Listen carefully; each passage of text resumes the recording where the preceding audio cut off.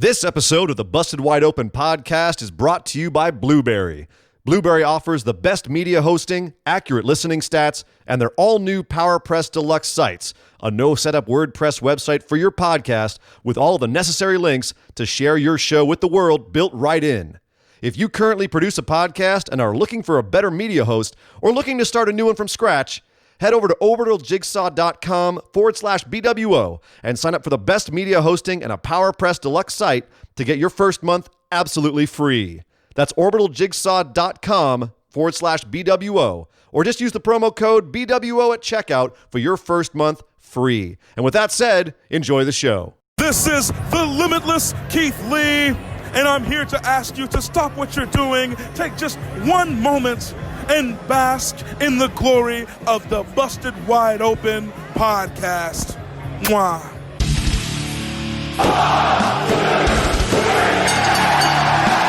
You're listening to the Busted Wide Open podcast, dropping the elbow on the hottest topics in sports entertainment and the world of professional wrestling. With your hosts, Nick Howell and Sir Ian Dangerous. Coming to you from the Orbital Jigsaw Network Arena in sunny Southern California.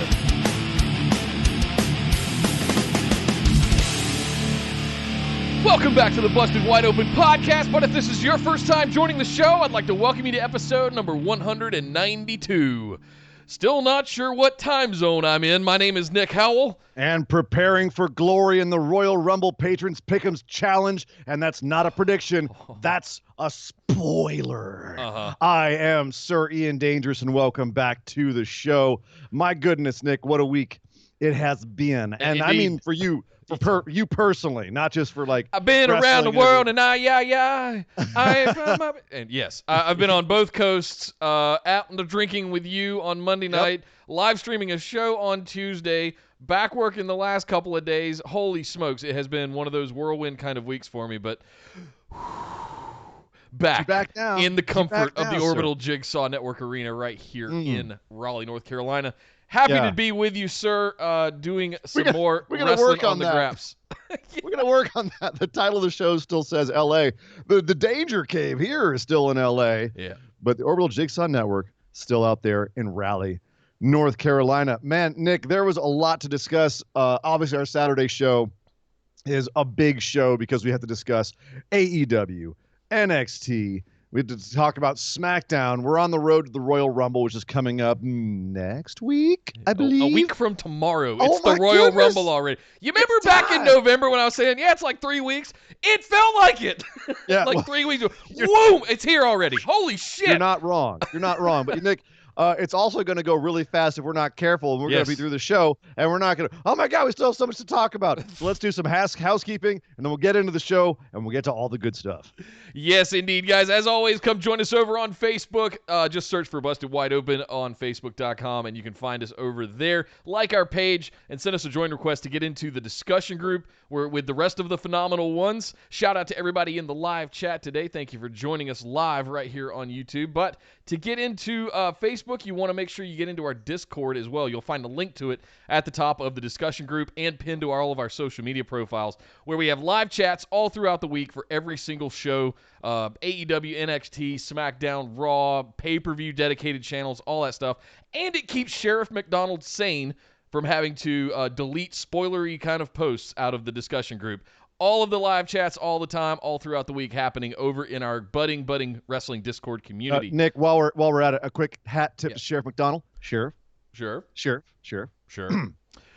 Let's see. We can also find us over on Twitter and Instagram at BWO Podcast, streaming live right here on YouTube at youtube.com/bustedwideopen. Make sure you're subscribed. We are on that race to 1,000 subscribers. We are cooking up some different ideas that we can do, and I've kind of loosely set the new goal, Sir Ian Dangerous, for WrestleMania Sunday. It's up to us to decide if we can get to 1,000 subscribers by the time we get to WrestleMania. My goodness. What special reward are we going to give the YouTube subscribers for that. So more on that as we get closer and closer to Mania. Last but certainly not least, speaking of the Patron Pick'ems Challenge, thank you to all of our patrons. You guys are the fuel that rocks this machine, and if you'd like to get in on that, you can head over to patreon.com/BWO and sign up for one of those reward tiers because you're going to want to be in at least the $5 tier. It is the biggest value tier there because you get the ability to ask listener questions every single week for our patron mailbag show, which we'll be doing immediately after this one. You get access to a copy of the show notes that we use to make the show every single episode. And in addition, you are going to have a free entry into our Patron Pick'ems Challenge for all of our Big Four pay-per-views. The next one coming up, the Royal Rumble. Reigning champion Brian Average will be defending his Patron Pick'ems Championship for the very first time. And listen, guys, we had a lot of fun with the promos and things that were coming up for Survivor Series a couple of months ago. It's time to get in on the road to WrestleMania, and I want to see those ramp up again because Brian is so entertained by them. Is a nubile champ. He's defending it for the first time. He's the first time he's made it to prominence, and he is the dragon to slay. He is the one to go after, and boy, we're going to come after him. That is for sure. So, but to be able to get in on that, patreon.com/BWO. Bonus episodes, all kinds of good stuff over there as well, so make sure you get in.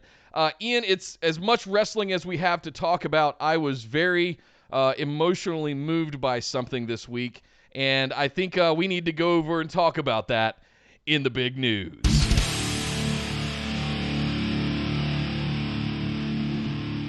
Well, the big news this week, and it is sad news, rest in peace, Rocky Johnson. Soul Patrol! Soul Man, Rocky Johnson. He was in a tag team with Tony Atlas. Jacked Tony Atlas. Both of them were jacked. Who was more jacked between the two of them? Nobody. Dang. Yeah, and he's, of course, as everyone might know him better as, the father of Dwayne "The Rock" Johnson. And they apparently had a very complex relationship. Not exactly the easiest guy to get along with was Soul Man Johnson. But that actually is summed up really well. The Rock actually wrote on Twitter a beautiful little eulogy for his pops. I'd recommend checking that out. It's long and it's eloquent. I don't want to ruin it, but it really kind of sums it all up, where he felt a really deep affection and love for his father, but at the same time, like, accepted that he was a really complex guy. But he also had a very storied career, and was actually, there's a lot of aspects of his wrestling career that I didn't know until just recently. For instance, I didn't know that he actually trained with Muhammad Ali, and that I didn't know that either. His Ali Shuffle was because he was his sparring partner. Like, he was a legit top-level boxer as well. He just happened to get into pro wrestling.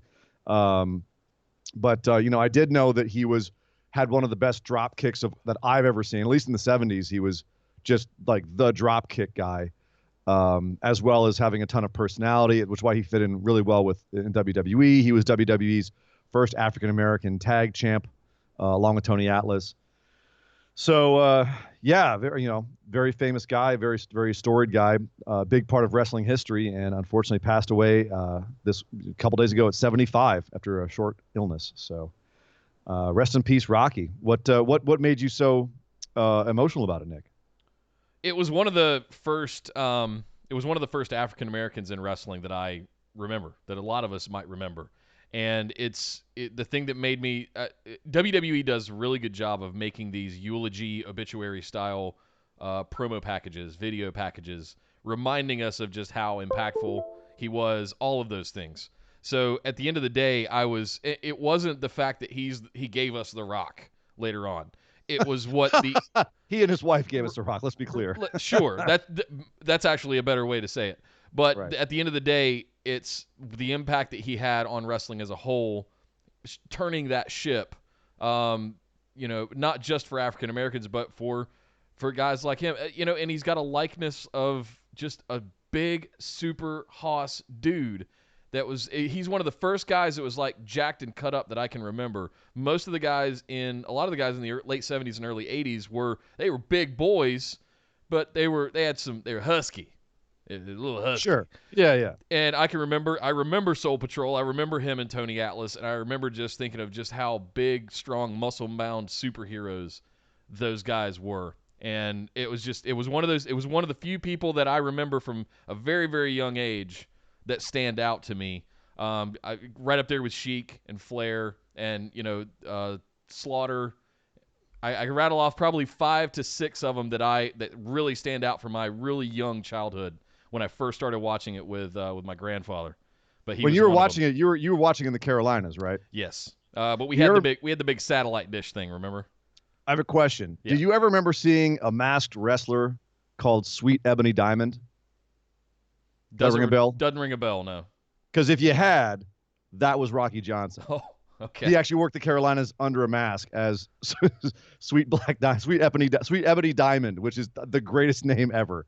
Wow. But yeah, so what a career, and he was actually big in my hometown of San Francisco, or home area of San Francisco, up in the Bay Area, Cow Palace. Yeah, unbelievable. Sad to see him go. His impact was felt. I mean, it was, and I was reminded of that last night, or throughout the week, I should say, with especially with the eulogy video package last night.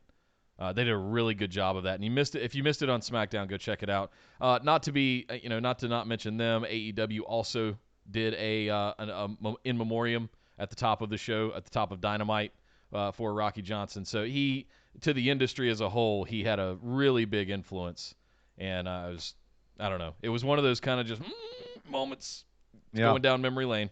I'm not gonna lie, it's one of those ones that he had such a big influence on wrestling, but then you kind of forget about it until something like this happens, and then you go, oh damn, right, he totally was a big part of it, and you just and then you feel bad about having forgotten it. So yeah, I do feel kind of bad. Yeah. But yes, that being said, now we remember him very fondly and with great honor. So rest in peace, Rocky Johnson. Rest in peace, sir. But Nick, let's move on from the reflection and sadness, and let us move forward into what happened this week, because it was a very big week. On top, there's a ton of news to talk about this week too, man. Down the news section is going to be long. Oh boy. But before we get to that news segment, we have to discuss AEW.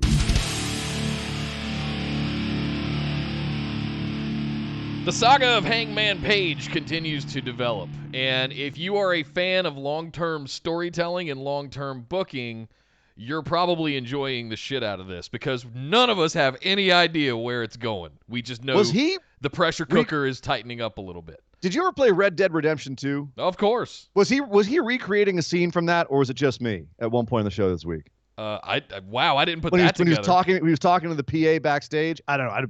I was just seeing things, but yeah, this has been very entertaining watching him kind of devolve.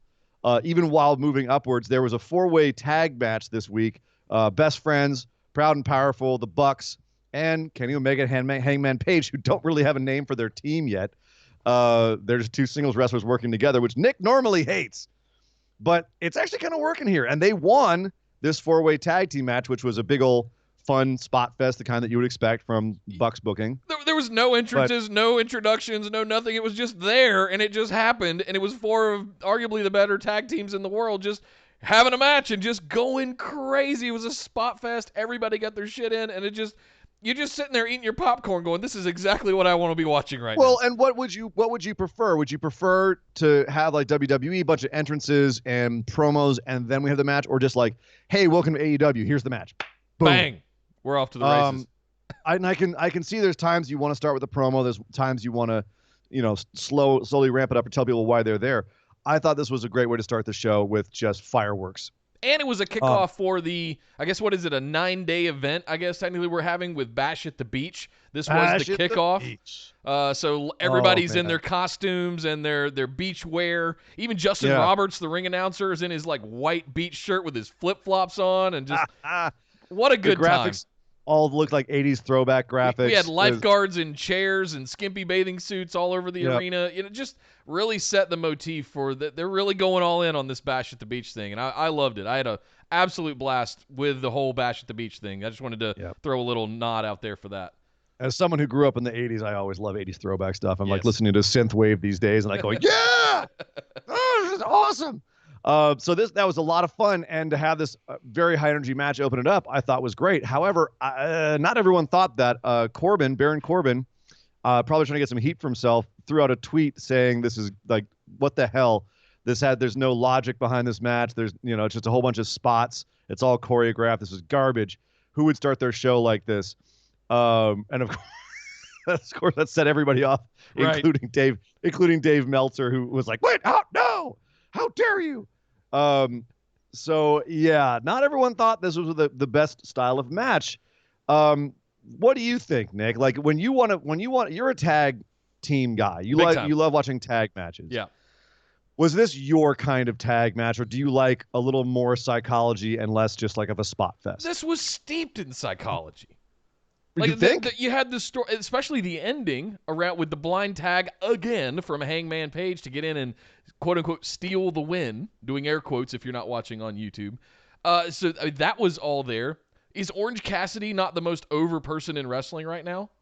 Some of those pops that dude gets for basically nothing, doing nothing, doing the hands in the pockets and doing a tope. I'll give you this: he gets the most for doing the least. Brilliant way to put it. But all of this stuff going on. You had the best friends trying to get a hug in and they couldn't get it done. There's a lot of stuff going on here, but yes, for the most part, this was. I like it. You asked a question. Do fans like one or the other? I like a healthy mix of both. Sometimes I just want to watch halftime heat. And I just want to watch 4 crazy tag teams and 10 wrestlers just go nuts and hit all their big spots and and pop the crowd. And you got to give credit to the crowd here because they were really into it as well, and it makes it that much more fun. But I do also like my drama. I do also like my promos and my storytelling and stuff. So I feel like this was a healthy mix of both. We didn't waste any time. We just kicked things off right out of the gate. I was a fan. Yeah, I honestly think that whatever you think of this style of match, to have this style of match at the top of your show, hook people in, get them excited. It's a bunch of exciting moves. And then you have the more psychological matches later. You have like slower, more technical matches later. Right. I think that's a smart way of building a show.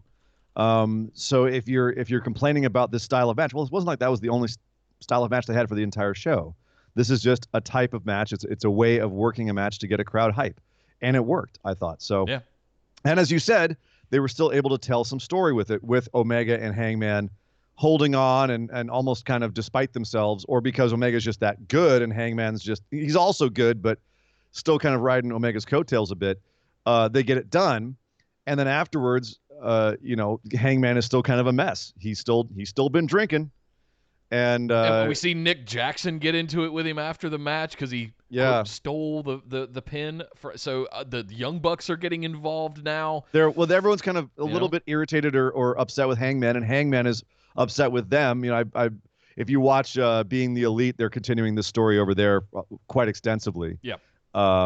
With Hangman just being a bit of a mess, but then also the Bucks and Omega kind of letting him down too, where Omega's like, dude, I'll give you a ride, and Hangman's like, okay, but then Omega gets distracted on the way to giving him a ride, and Hangman's just kind of left to wander backstage until he just finds some more things to drink. Which reminds me, if you're going to go see an AEW show live, have a blast. Just keep your drink away from Hangman because he will steal it. Yeah, that's been his thing lately. So a great way to start the show. Unfortunately, the show was not good for its entire runtime. There was, I think, actually probably one of the most egregious examples of how poorly their women's division is getting booked right now, and that was the match between Hikaru Shida and Chris Statlander versus Brandy Rhodes and Mel. Originally, this was supposed to be, instead of Brandy Rhodes, Awesome Kong and Mel, but they had to sub in Brandy at the last minute because Kong got injured. Or she had the flu or something. The flu, yeah. She was out. She was out sick. She was out. She missed her flight temporarily. Some sort of illness. Yeah. But so we ended up getting Statlander and Hishida versus Mel and Brandy Rhodes. And strangely, not only did the heels not look that strong at all, they got beat pretty handily in a very awkward match. Mel got pinned by Statlander after a pile driver. And I got to say, Nick, I know that Brandy's not a wrestler. She's a personality. And that just due to that fact and the fact that it was her and Mel, they probably should have lost just, as far as a wrestling standpoint. but I feel like they missed a few opportunities with this match to advance the story of Mandy Rose and her Nightmare Collective, because right now they already seem like a bit of a joke, even with Luther on the sidelines, like with this match. Like it just had no effect, really. There was nothing for her story-wise. There was nothing for her faction story-wise here. Sheeta and Statlander didn't come out as looking any better. They just looked like they can wrestle a match. And they also, it was kind of, the whole thing was kind of awkward with a lot of missed spots. And it was not good, Nick. No, listen, I have nothing really new to say that I haven't said the last couple of weeks. It's not putting the belt on Statlander against Riho last week and then doing the beatdown and then promoting Nightmare Collective and all of that stuff. That would have really set them at odds with each other, and it would have moved things forward much better. This was just a continuation of the mess up from last week. It's not improved. I don't think it's gotten any worse because there's not much much further for it to go. Am I mad that Sheeta and Statlander won? I don't know that I care because it still feels very directionless. Like it doesn't feel like there's a point to either of them winning. Like what's the benefit of either one of them winning? Goal? Why does it matter? There's no angle. There's no story here.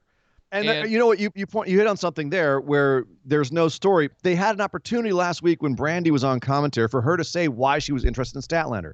Give us, like, why do you care? Why should we care about your interest in Statlander beyond the fact that she's a good wrestler? So's Sheeta.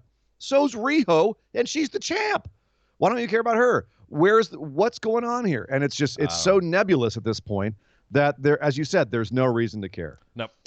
And I hate to say it, at this point, I think they're doing a better job with Sasha Bailey and Lacey than they're doing with this particular feud in AEW's women's tag division.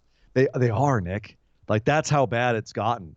And I wonder, and I'm trying to think like what they could do to fix it. I mean, definitely define more what the Nightmare Collective is, why it is, why Brandy is suddenly a psychopath, what her interest is in Chris Statlander, where we're going with Statlander. Like, her whole alien gimmick to me is still a little bit goony. I haven't quite got on board with it yet. Because it hasn't been given a chance to develop or to be defined what it is. So that I'm kind of okay with, but the women's division is going to bury whatever it could be if they don't allow her to rise to some level of prominence. If they can get Orange Cassidy over, if he can get himself over, just putting his hands in his pockets and little boop kicks on somebody's leg, she can absolutely get the little boop on the nose or whatever it is, or maybe that means something. Tell me a story, give me a stake, give me some outcomes. It's just none of it means anything. It's a little Mork and Mindy alien for me right now, like nanu, boop, like it's not, I need a little more than that. But I'm nitpicking a little bit on her gimmick. Like it's not the worst gimmick they have. Tell me the other women's gimmick in that women's division that you actually like more. Well, Awesome Kong. I'm huge and I kill you. Right. Same thing for Nyla Rose. Hikaru Shida. I'm a badass Joshi. That's pretty much her gimmick, and I'm much more sold on Hikaru Shida just coming out and being a badass than Statlander right now. As much as Statlander is great, but at any rate, wait a minute. No. I do want to say really quickly, Nicholas Yates, thank you so much for the $6 tip. $6 in the tip jar. Brother. Thank you, sir. Thank you very much. So yeah, I thought this match was bad. It was one of the worst things I've seen on AEW TV yet. Luckily, that was not all there was, because we had tons more stuff on this episode, and most of it was really good. Mm-hmm. Like Cody, who is just one of the best promos in the world at this point. I think we can say that. After his record, like he's just been on a roll. Another great promo that he cut on MJF this week. Basically, he's accepting his stipulations, which were can't touch MJF until the Revolution pay-per-view. He has to have a cage match with Wardlow, and he has to get whipped 10 times on his knees by MJF in the ring. Which, when MJF first said those stipulations, they all sounded fairly extreme. Like a 12-year-old doing, if a 12-year-old was booking wrestling. right? It's kind of what which we is would do, very right? appropriate. Yeah. But I like the way that Cody, like, I like the psychologically how they're building both these guys. Cody responded to this the way that you would want a fiery babyface to respond to it, which was coming out looking like Don Johnson from Miami Vice, with rolled up sleeves and a Or cream Grand Theft jacket. Auto Vice City, depending on your perspective. Yeah, how old you are and how much Right. you remember, the things they actually based Vice City on, like Scarface and Miami Vice. But hey, he comes out and he says, okay, so MJF wants these things. Fine. You know what? That's fine. I don't care if I can't touch you because I'm already living rent free in your head, MJF. So Brilliant. I've already got you wrapped around my finger. I don't have to touch you for that. Would I wrestle Wardlow in a steel cage? Yes. It's going to backfire because he's going to realize when he gets in the cage with me that he shouldn't be carrying your bags. It should be the other way around, not the way it is right now. And then finally, I'm going to take 10 lashes live on TV. Well, that's fine because welting and bleeding is the least that's going to happen in this little feud of ours. I can take that a little bit just to get my hands on you. So, good stuff. And he finished it off by saying, MJF, you think that you're writing your own story, but I'm a Rhodes and you're just another chapter in my book. Damn. So, Cody laying down the fire. Is he... I mean, I think this is a rhetorical question. Is he one of the best guys right now at talking a match into existence, whether it's his brother, whether it's Jericho, whether it's MJF now, like to have like almost no physicality between, a certain point, like months before the match and the match, Cody can come out there and talk butts into seats. All we've gotten is a low blow, a kick to the groin from MJF. That's all the physicality we've had out of this, and it might be one of the most hyped things. Listen, we all knew when MJF was coming out, we had the teases with the chair. We all knew at some point, it wasn't if, it was when MJF was going to turn on Cody. And we rode that train for like 3 months, and finally it happened, and all we've had is a kick to the groin, and all of us, don't tell me anybody is not excited about that match because we all are. It's going to be nuts, especially the Wardlow Cody in a steel cage stipulation. I can't wait to actually see Wardlow get his hands on somebody in AEW. All of this, I'm over the moon about. Well, and it's just because something's hot doesn't mean you can't turn up the burner just a little bit higher. Yep. I do want to point out one more thing about this segment, is that at no point did we see a video package recap of anything. This was all Cody using his mouth to tell us what happened, including at one point he had like actually just graphics, like a PowerPoint screen up on the monitors, and you could see everything that MJF said, but it was just written out. Was that way better than having these, like what they're doing in WWE, where they come out and say, I can't believe you did that to me last week, and in case you forgot what you did, here's a video. Here's a video, and then they're just standing in the ring while the entire audience watches a video. And to be clear, WWE makes some of the best video packages ever. Like, they're amazing. But is it taking away from stuff like this where you can actually use the performer's talent, kind of what they're there being paid to do, to talk us into seats? I'll say this. Cody's promo on Jericho and Cody's 2 promos now on is it 3? 2? 3? His promos on MJF are the best I've seen in the last year. Hands down. It's some of the best stuff, and I almost look back on early Cody Rhodes, Stardust, things like that, and I'm hindsight's 20/20 in a way. I might have rolled my eyes at some of it 10 years ago, and looking at it now, I'm looking back at it going, oh my God, how good was that guy way back then? So just seeing the evolution of Cody over his tenure in wrestling is just something to really sit back and appreciate. And we're kind of seeing him at the top of his career, the top of his game right now. And frankly, it feels like he could go even higher. So I'm all in on this stuff. I really enjoy the hell out of it. There's a reason that I watch AEW first every week. I know exactly what to expect from NXT. This continues to surprise me in the best ways every single week. So you know what to expect. You watched NXT this week and you knew what to expect. We'll get to that. Man. We will. We also get to talk about the Dark Order. They had a little video, a video discussing the people that they were targeting right now for recruitment, including Nakazawa, Omega, Cutler, and Hangman Page. So here on Being the Elite, you saw Nakazawa looking at his phone. There's a Dark Order screen up. So he's looking. Of these four, who do you think will turn, and who would be interesting to have turn to the Dark Order? Paige is the obvious one. It is, isn't it? He's kind of obvious. That But he would turn to the Dark. Nakazawa feels like the most vulnerable one. Yeah. And that could have a negative. That's going to have a very big negative effect on Omega, and I think tells a better story than just Paige turning on the Elite. Finally, like we all know it's going to happen inevitably. That would be a huge, huge shock and spoiler, and it would really twist Omega inside out. So I don't know. If I were booking this, I might lean a little bit towards Nakazawa just because of what it would do to Kenny.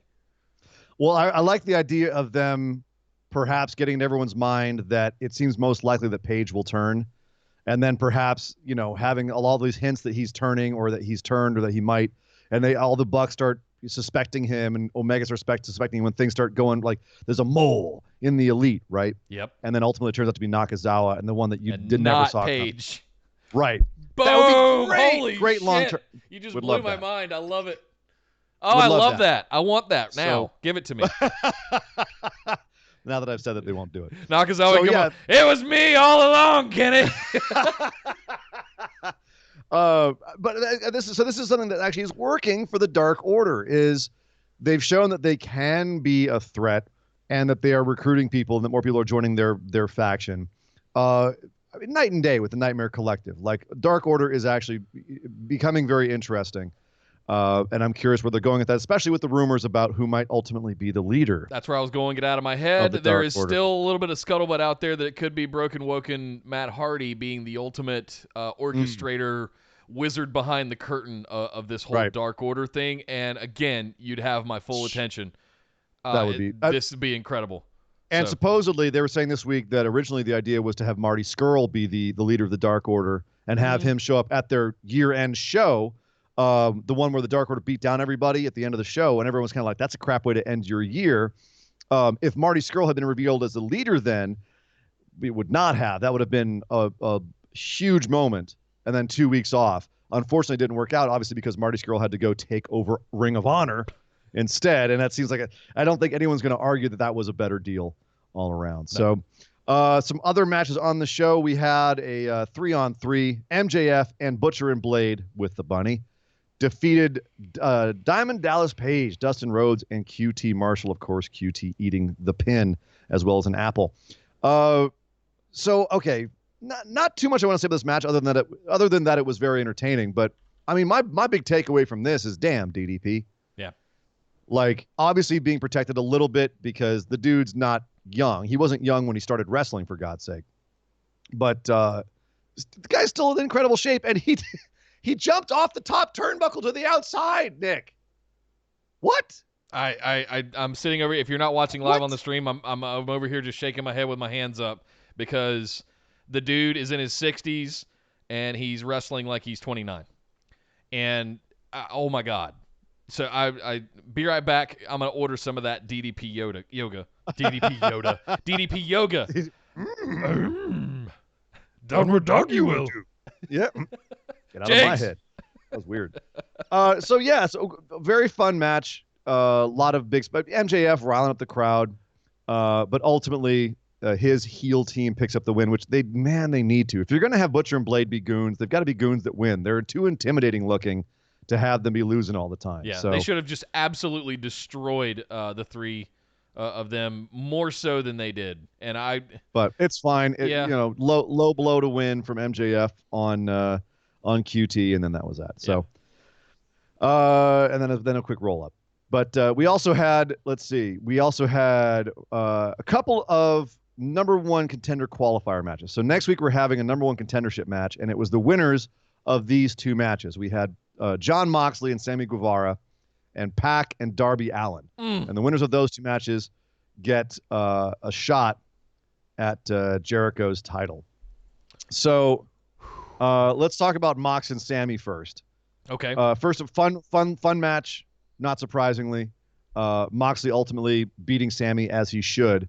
But then afterwards, out comes the Inner Circle to revenge themselves last week. Moxley actually drove out to the ring in his Ford GT, which he essentially stole from them, which they gave him, and then he was like, "I'll just take this and beat you guys up anyway." So they beat the crap out of him. After this match, he takes a couple of nasty shots, including Jake Hager gives him a running knee to the groin, which looked like it sucked. And then Jericho unscrews a spike from his spiky jacket and stabs it into Moxley's eye.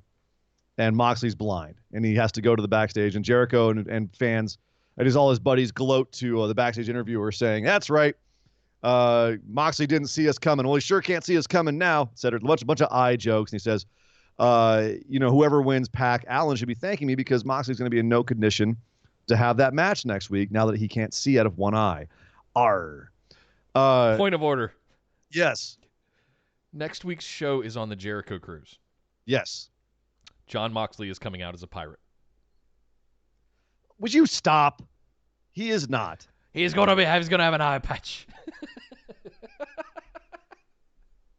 You Nick watch. booking, ladies and gentlemen. It's happening. No, I'm not going to watch. I'll watch with both my eyes closed. I'm on your cruise, and I'm going to put you down. Before I say who I think he's actually coming out as, let's talk about Pac and Darby Allin, which was, I loved this match. Just hard-hitting, brutal, brutal match. Like, Pac was beating the crap out of Darby Allin, which is, I think, kind of what's supposed to happen. Yes. But then Darby was given some good shots, too, man. That crucifix bomb off the top rope. Hello? How is Pac not dead? Oh, my soul. He's a bastard. I mean, and it was, I also liked the story of this match, which was Allin, like, every time he got the upper hand, Pac would just roll out of the way. He'd roll out of the ring or something, right? So he couldn't actually get him. Yeah. The coffin drop to the outside was gnarly too. Like it was exactly what I wanted to see in a Pac versus Darby Allin match. I expected to see certain things. I got every single one of them, including Pac hitting the Black Arrow on Darby Allin's back to win the match. So he basically had to kill Darby to put him down, which is kind of Darby's gimmick. Yes. But he'll rise from that defeat, and everybody will be behind him, and it'll be amazing. So. Right. The big thing to talk about with this was after the match, after Pac was cutting his promo with Tony Schiavone in the ring, saying that because Moxley wouldn't be able to compete, that's called a forfeit, and he is now the number one contender for Chris Jericho's AEW championship. Quick cut to the back. Moxley's in an ambulance and starts wrestling 27 producers and referees and medical staff, and comes storming out with bandages over his face. Yeah. Look like Snake from Metal Gear. That's who I think he's coming out as next week. Okay. So yeah. It's coming out as Solid Snake. And then he comes out and goes, "There's no way in hell. I'll fight blind if I have to." Both hands. Just gave a Moxley promo. Just so good. And that's what we go out on. And I literally got up out of my chair and I was doing some of this. So Butters, I hear you. I heard you earlier talking about Jericho, Cody, MJF could just talk for 2 hours, be totally invested. But I'm gonna drip a little Moxley on there for you too, because that dude, I could listen to that dude just cut a promo for 2 hours, and that'd be the show, and I'd stand up and applaud the same way. And can we also talk about the smart booking here of setting it up so that Moxley's already at a disadvantage going into Pac next week, and Pac is no joke. They've made sure that he's one of the top guys in the company. Yeah. In terms of wins and losses, so we know Moxley's going into this. Normally, you'd think Moxley would win. He's got a win over Pac already, I believe, maybe more. So going into this, though, now Moxley has been taken down a peg. So that's, I think, now it's made it interesting. So I like the way that they played all of this. That's all good. That's good storytelling right here. Fantastic. The other thing I want to talk about is Darby Allin, who, I mean, has he won a match yet, Nick? I don't think he has. Not at this point. I think the point is he doesn't care. No, nobody cares. Care. Well, he does, but here's the thing. He has tweeted out that, quote, "Mark my words, I'll end up dead before I take another loss." So I'm very curious what they have planned for Darby Allin at this point. So next week we've got Pac versus One-Eyed Mox.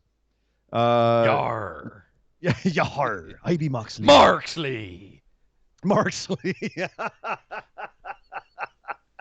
I'm here for your booty, Pac. That's right. Ew.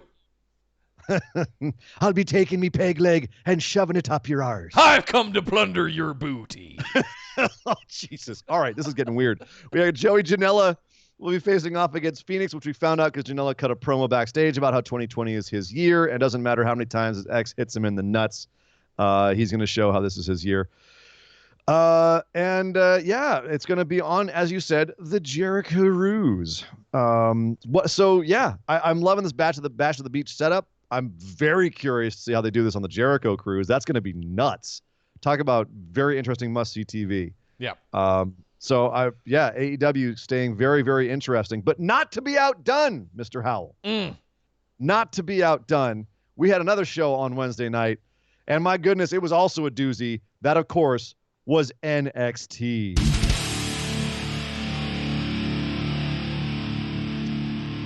Normally, one of the things that you'll hear me say that I like about NXT is kind of what AEW did this week, where they just come out and it's straight into a match and we get some wrestling. That's about half and half. The other half of the time, we get somebody coming out like an Adam Cole, like a Gargano, like a Rhea Ripley, like a Shayna, cutting a promo on something like that. And it wasn't either of those things this week. It was the Limitless One himself, Keith Lee, coming out and cutting what I thought was one of the better promos of the week if Cody hadn't done what he did. I was going to say. So it was short, it was sweet, it was in the very vein and style of Keith Lee, and then ends up getting attacked. And I thought it was a solid promo. It didn't have to do much. He didn't have to do much with it. It was just I'm Keith Lee, and I'm gonna kick someone on the Undisputed Era's ass, and it's gonna be Roderick Strong. I'm gonna win his title. All right, Boom, fine. But of course, that called out the Jackals.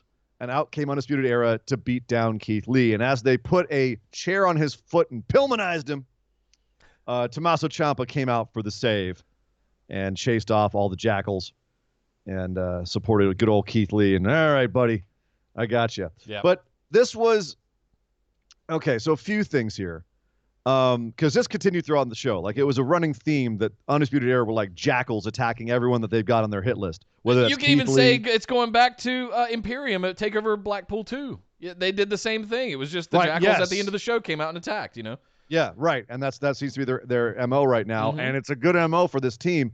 They also did to Ciampa. Ciampa came out later and cut a promo about how Adam Cole took his title in there for his life, and he wants his life back. They tried to attack Johnny Gargano. Oh, no. Let's see. Gargano came out to save Ciampa during that one. And then later on, Ciampa and Gargano are in the back parking lot talking about the fact that Mustache Mountain had challenged them at Worlds Collide. And they were saying, what do you say? Should we get DIY back together one more time for old time's sake? Which, of course, DIY versus Mustache Mountain. I had mountains of goosebumps thinking about that match. And at first you had my curiosity. Now you have my attention. You do have more than my attention. My nipples are erect yes. At the thought of that. So they're talking about that, and me, and while they're talking about that, pan to the right, the security guards are holding back Undisputed Era from trying to attack him. And then, out of nowhere, Keith Lee, who apparently, even though he was Pillmanized earlier, has regained use of his foot, came in, pounced a guard through the hedge, and went halfway through after him, came back out, and like freaking Godzilla raging through Tokyo, was throwing. Undisputed Era was like, screw this. They took off. The guard's trying to hold Keith Lee back from getting to Undisputed Era. He tossed one through the front window of a car. He tossed another one to the back of a truck, and then just started screaming at the camera. Aah! Dear God, Nick. Angry Keith Lee. We haven't seen this yet in NXT. What did you think about Angry Keith Lee? Well, I'm not going to do it again, but several folks thoroughly enjoyed my Godzilla scream roar the other day or last week. It was really good. Here's what I'll say about this whole thing.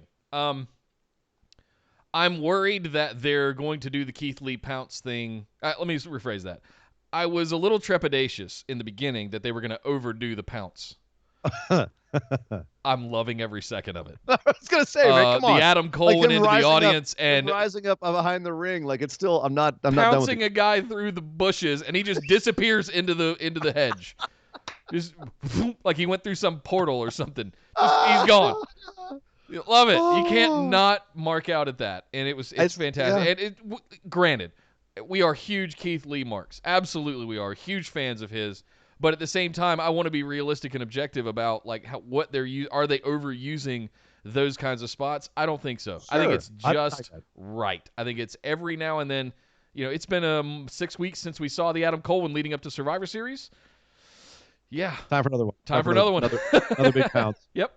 It's like AC Romero. That was kind of his gimmick on the Indies, was pouncing dudes out of the ring into oblivion, and it worked for him. And it became his kind of thing when he was doing the Battle Royale at the beginning of one of those AEW pay-per-views. I forget if it was Fight for the Fallen, which one it was, but AC Romero pounced some guy out of the ring.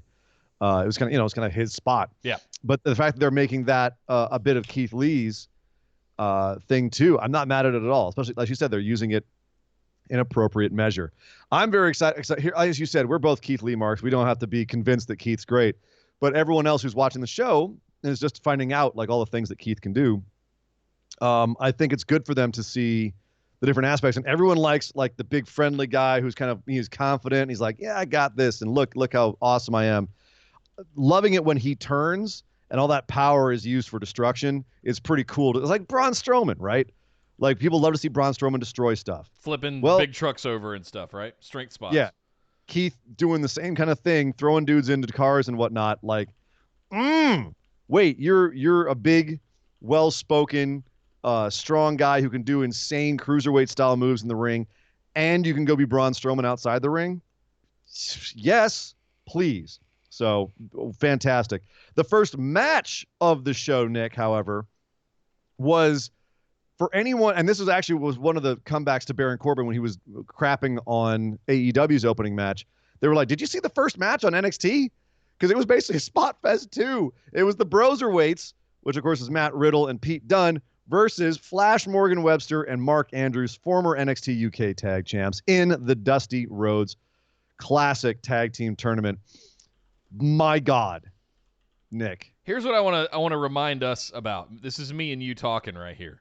Is we were kind of down on this bracket when it was first announced. We were like, where's all the tag teams? They're putting these guys together randomly, and they're, kind of pillaging the NXT UK tag division to bring things over. We were questioning it. We were skeptically optimistic, but we were a little, Hey, to be clear, I was saying it'll still be great matches. All these guys are talented. I was more complaining about the lack of tag teams that they had existing. I was complaining about both. Okay.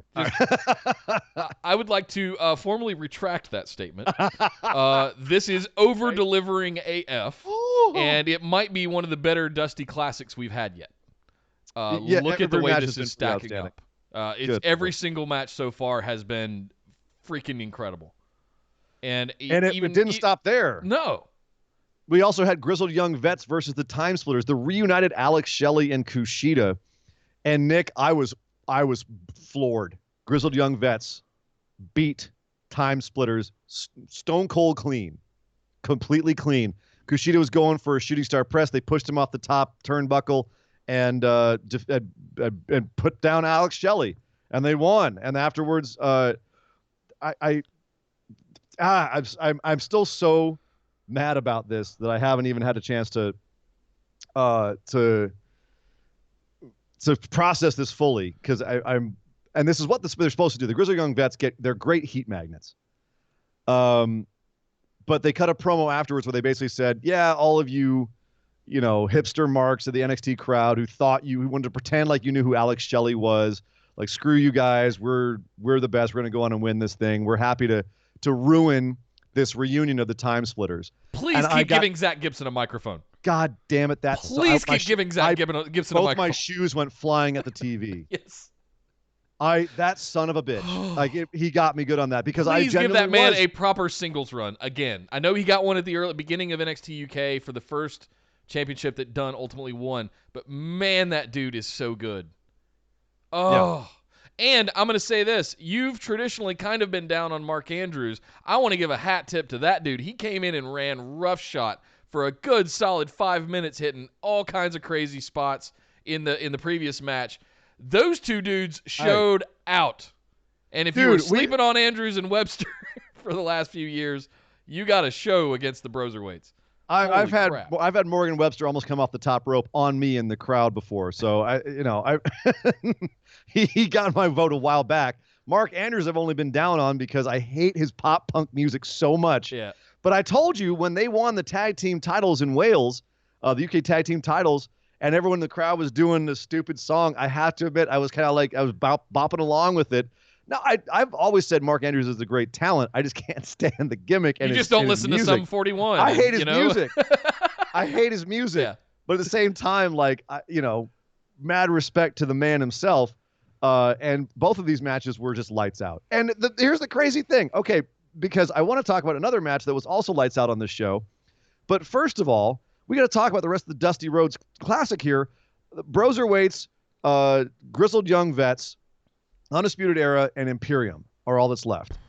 Okay, but after the Undisputed Era ran in on Imperium on UK on NXT UK Takeover Blackpool 2, is it kind of fait accompli that we're getting Imperium and Undisputed Era in the finals? I'm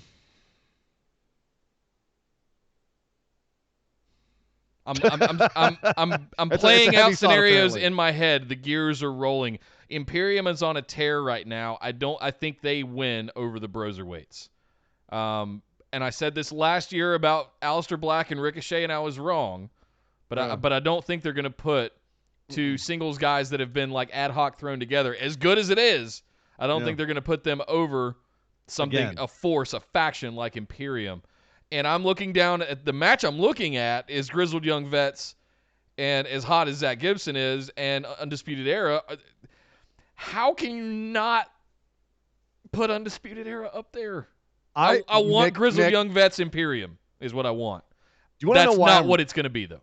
You actually just hit on a sore spot. Was that another reason I was pissed Grizzled Young Vets won was because I wanted to see my Time Splitters versus Red Dragon rematch in NXT. Because Time Splitters are the ones that took the titles from Red Dragon back in New Japan. Right. So that was going to be like another, it's going to happen in NXT. I was actually I was like psyched up for that. And then they threw it, Zach Gibson.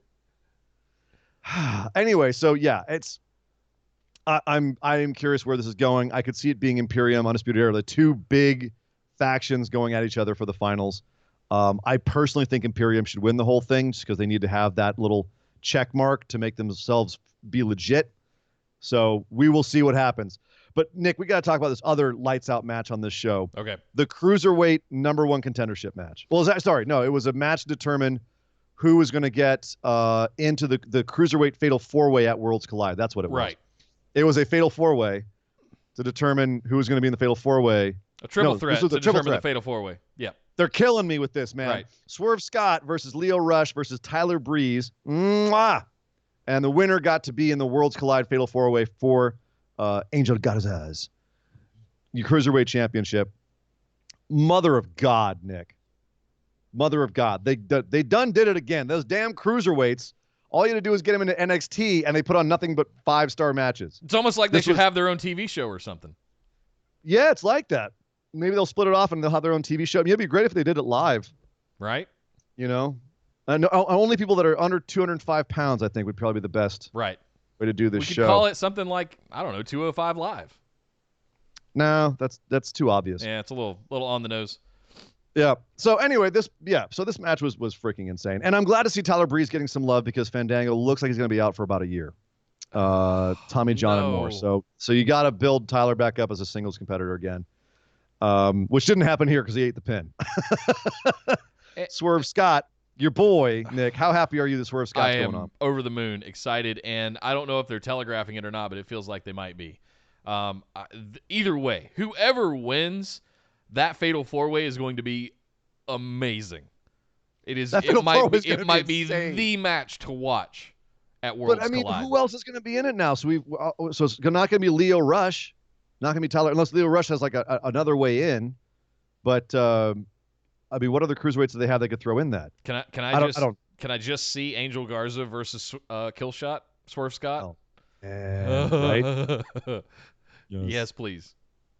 I would not mind at that. We also had a woman. Okay, Nick, this is the big match on the show. This is the big match on the show, and It's going to take me a second to set this up because this was, I did not expect this.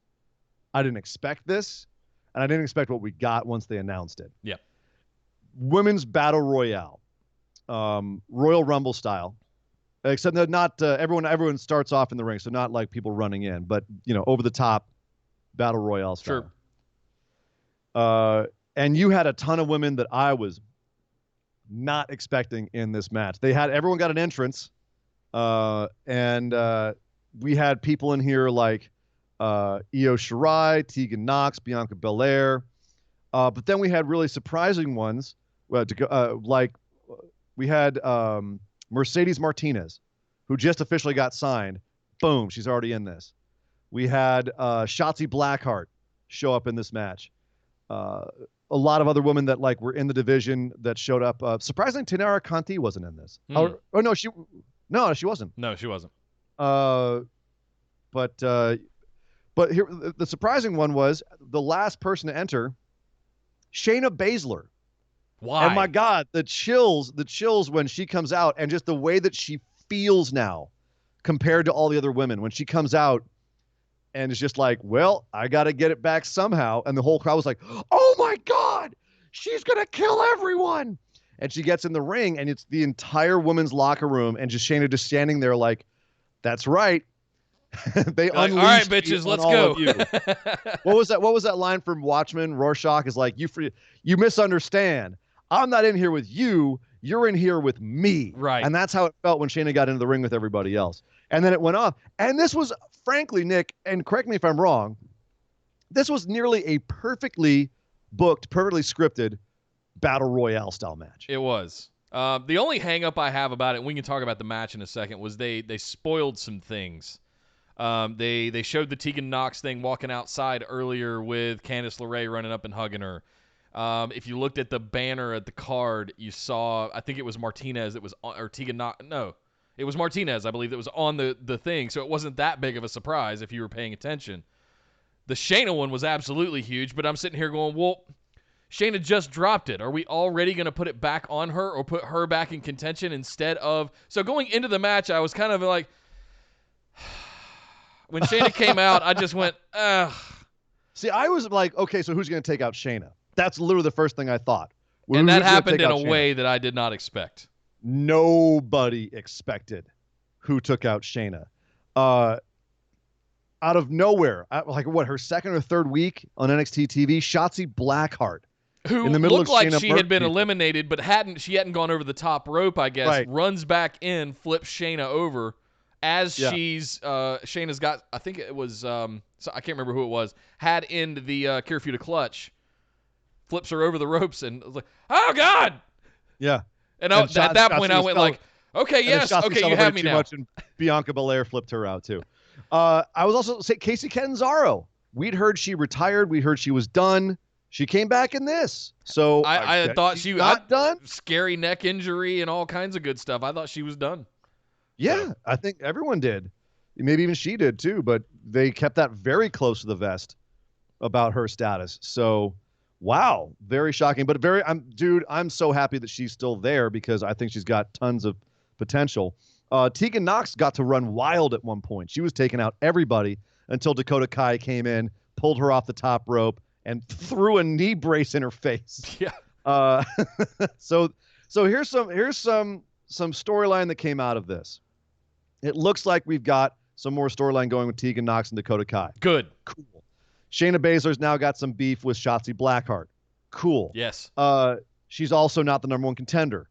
Cool. Mercedes Martinez also, if you recall, they faced off. It was student versus teacher in the first Mae Young Classic. It was Mercedes Martinez and Shayna Baszler. And they had another face-off moment in the middle of this match that was like, ooh, goosies. So they might have some beef going forward because now Mercedes is NXT. So, and they built storylines. Everyone got their shit in. The people who were, basically just fodder were treated like fodder, but not to the point where they looked horrible. Right. You know what I mean? Even Yep. like Deonna Purrazzo, even she went out kind of ignominiously, but still seemed like she could have been legit. No one got buried here. It was fantastic from top to bottom. We ended up with Io Shirai. I can't remember the exact final four. Bianca Belair, Io Shirai, Shotzi. Well, there was no Shirai. It was Belair, Shirai, Baszler, and Knox, and then Shotzi was hidden under the ring. Right, that's right. Shayna was Kirifuda clutching Shirai when Shotzi took her out. Bianca took out Shayna, and then we're down to Io Shirai and Bianca Belair, and it just became a singles match. Straight up singles match. And it was strength versus air, and it ended up Bianca Belair. When you say that they threw someone out of the ring, this is throwing someone out of the ring. She KO'd Shirai out of the ring and nearly into the stands. Like, Shirai just went flying. Kind of like how Eddie Edwards razor's edged Trent Seven at the Blackpool. Oh! The ref stopped him from doing he's like, all right, I'll just throw him out of the ring then. Yep. Fine. Yeah. Bye. This reminded me of that. Yep. So Bianca Belair is your number one contender for the Women's Championship at Worlds Collide. Or sorry, Portland. Take over Portland. She's having a match with Rhea Ripley. What do you think about her as the number one? Because the first match for Rhea Ripley as champion, Bianca Belair. Is that too much? Is Bianca getting that first try at the title too much? And she's like the first person to not be. She's like not she's win at it. this Yes. point. Yeah. At this point, it's like her thing is I'm going to be the first person to get a shot at the title, and then I'm going to lose, and then go back down the card again. Right.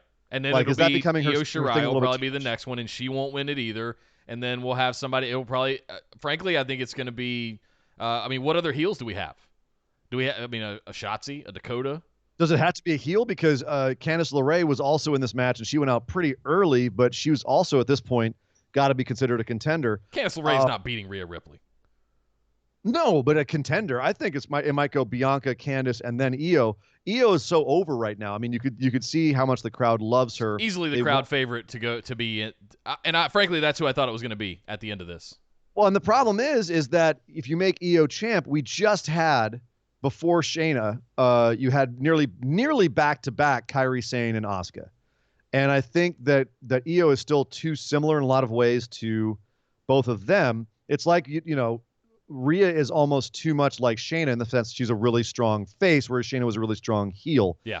And we haven't really seen a different style of champ in a while, which on one hand is fine, in the sense that it's a really cool style of champ, which is the strong champ. But on the other hand, it would be interesting to see something to shift it a little bit. No, I think Rhea Ripley is here for the long run, and it frankly doesn't matter who they put up against her. It's about who you want to protect. So I think they want to protect Io Shirai. I think Bianca Belair will always be Bianca Belair, regardless of win-loss. And I feel like that's why she's getting this opportunity here. So whereas I think Bianca Belair would be a fantastic champ. It's just there's so many other people that could or will be champ. So it's a very curious situation. The only thing I could see is Vince saw Rhea over the Survivor Series weekend and went, I want her. And she just goes flying through NXT, right? Basically as a PWG, where like the last thing you do is win the title for like a month and then you go off to NXT or WWE. Right. Like everybody did that. Wins the title for like Ricochet, wins it, loses it, goes to NXT. Keith Lee wins it, loses it, goes to NXT. Walter wins it, loses it, goes to NXT. So it's Sammy, Kevin, all of them. right. Ciampa. So we'll see if that happens again. Yeah. But yeah, very interesting women's division right now in NXT. Night and day. If you could have picked a worse week for AEW to have their worst ever women's match, it was when NXT just had a lights out baller match like this, showcasing the fact that they not only do they have 15 absolutely incredible women's wrestlers, they didn't even have everyone in this. Yep. We had Chelsea Green out back getting a promo cut with her new manager saying, yeah, she's not going to take part of this. We're waiting for the right time. Chelsea Green is another one who could face off against Rhea Ripley before Io Shirai. There's women they didn't even have in this match that are legit. They didn't have their champ here. And, oh my God, NXT is just blowing AEW out of the water with the women. So what's the landscape looking like right now we got Worlds Collide, I believe it's January 25th coming up right before the Royal Rumble. So what have we got the Worlds Collide card. Worlds collide right now. We know we have Undisputed Era versus all of Imperium. So that could have been what that was building up for, and that's not the end of the Dusty Rhodes Classic. But it's Adam Cole, Kyle O'Reilly, Bobby Fish, Roderick Strong versus Walter, Marcel Barthel, Fabian Eichner, Alexander Wolf at Worlds Collide. So that's going to be nuts. That's going to be nuts. Can we just say it's going to be nuts? It's going to be nuts. Rhea Ripley versus Toni Storm for the NXT Women's Championship. DIY versus Mustache Mountain. Finn Balor versus Ilya Dragunov. Dude, what Worlds Collide is that's a world-class card this year. Last year it was kind of cool. This year it's absolutely insane. And finally, Angel Garza defends against Swerve Scott and the winner of the NXT UK qualifiers, which is Jordan Devlin versus Ligero and Travis Banks versus Brian Kendrick. So two of those four will also be in that fatal four-way. So it's going to be Angel Garza, Swerve Scott, and Jordan Devlin, Ligero, Travis Banks, or Brian Kendrick. And really, I think it's going to be, I'm 95% sure it's Devlin. Yep. But Banks or Kendrick? Who do you think? You think Banks? Kiwi Buzzsaw. He was kind of the original. He kicked off the Worlds Collide season, didn't he? With that match. But I wonder if that was his moment. And then, going forward, it's going to be Kendrick because Kendrick is the veteran. And I would like to see one veteran. I'm seeing some up and comers here. Too. It's Killshot, Garza, Devlin. I mean, yeah, it's going to be Banks. It's all right. We'll see. Well, I'm happy either way. It's gonna be baller. Exactly. So yeah, and then Takeover Portland's looking pretty good as well. So Nick, lots of good stuff happening in NXT, lots of good stuff happening in AEW, but that's not all, because there was more wrestling on TV this week. In fact, that was last night, and that was Friday Night Smackdown.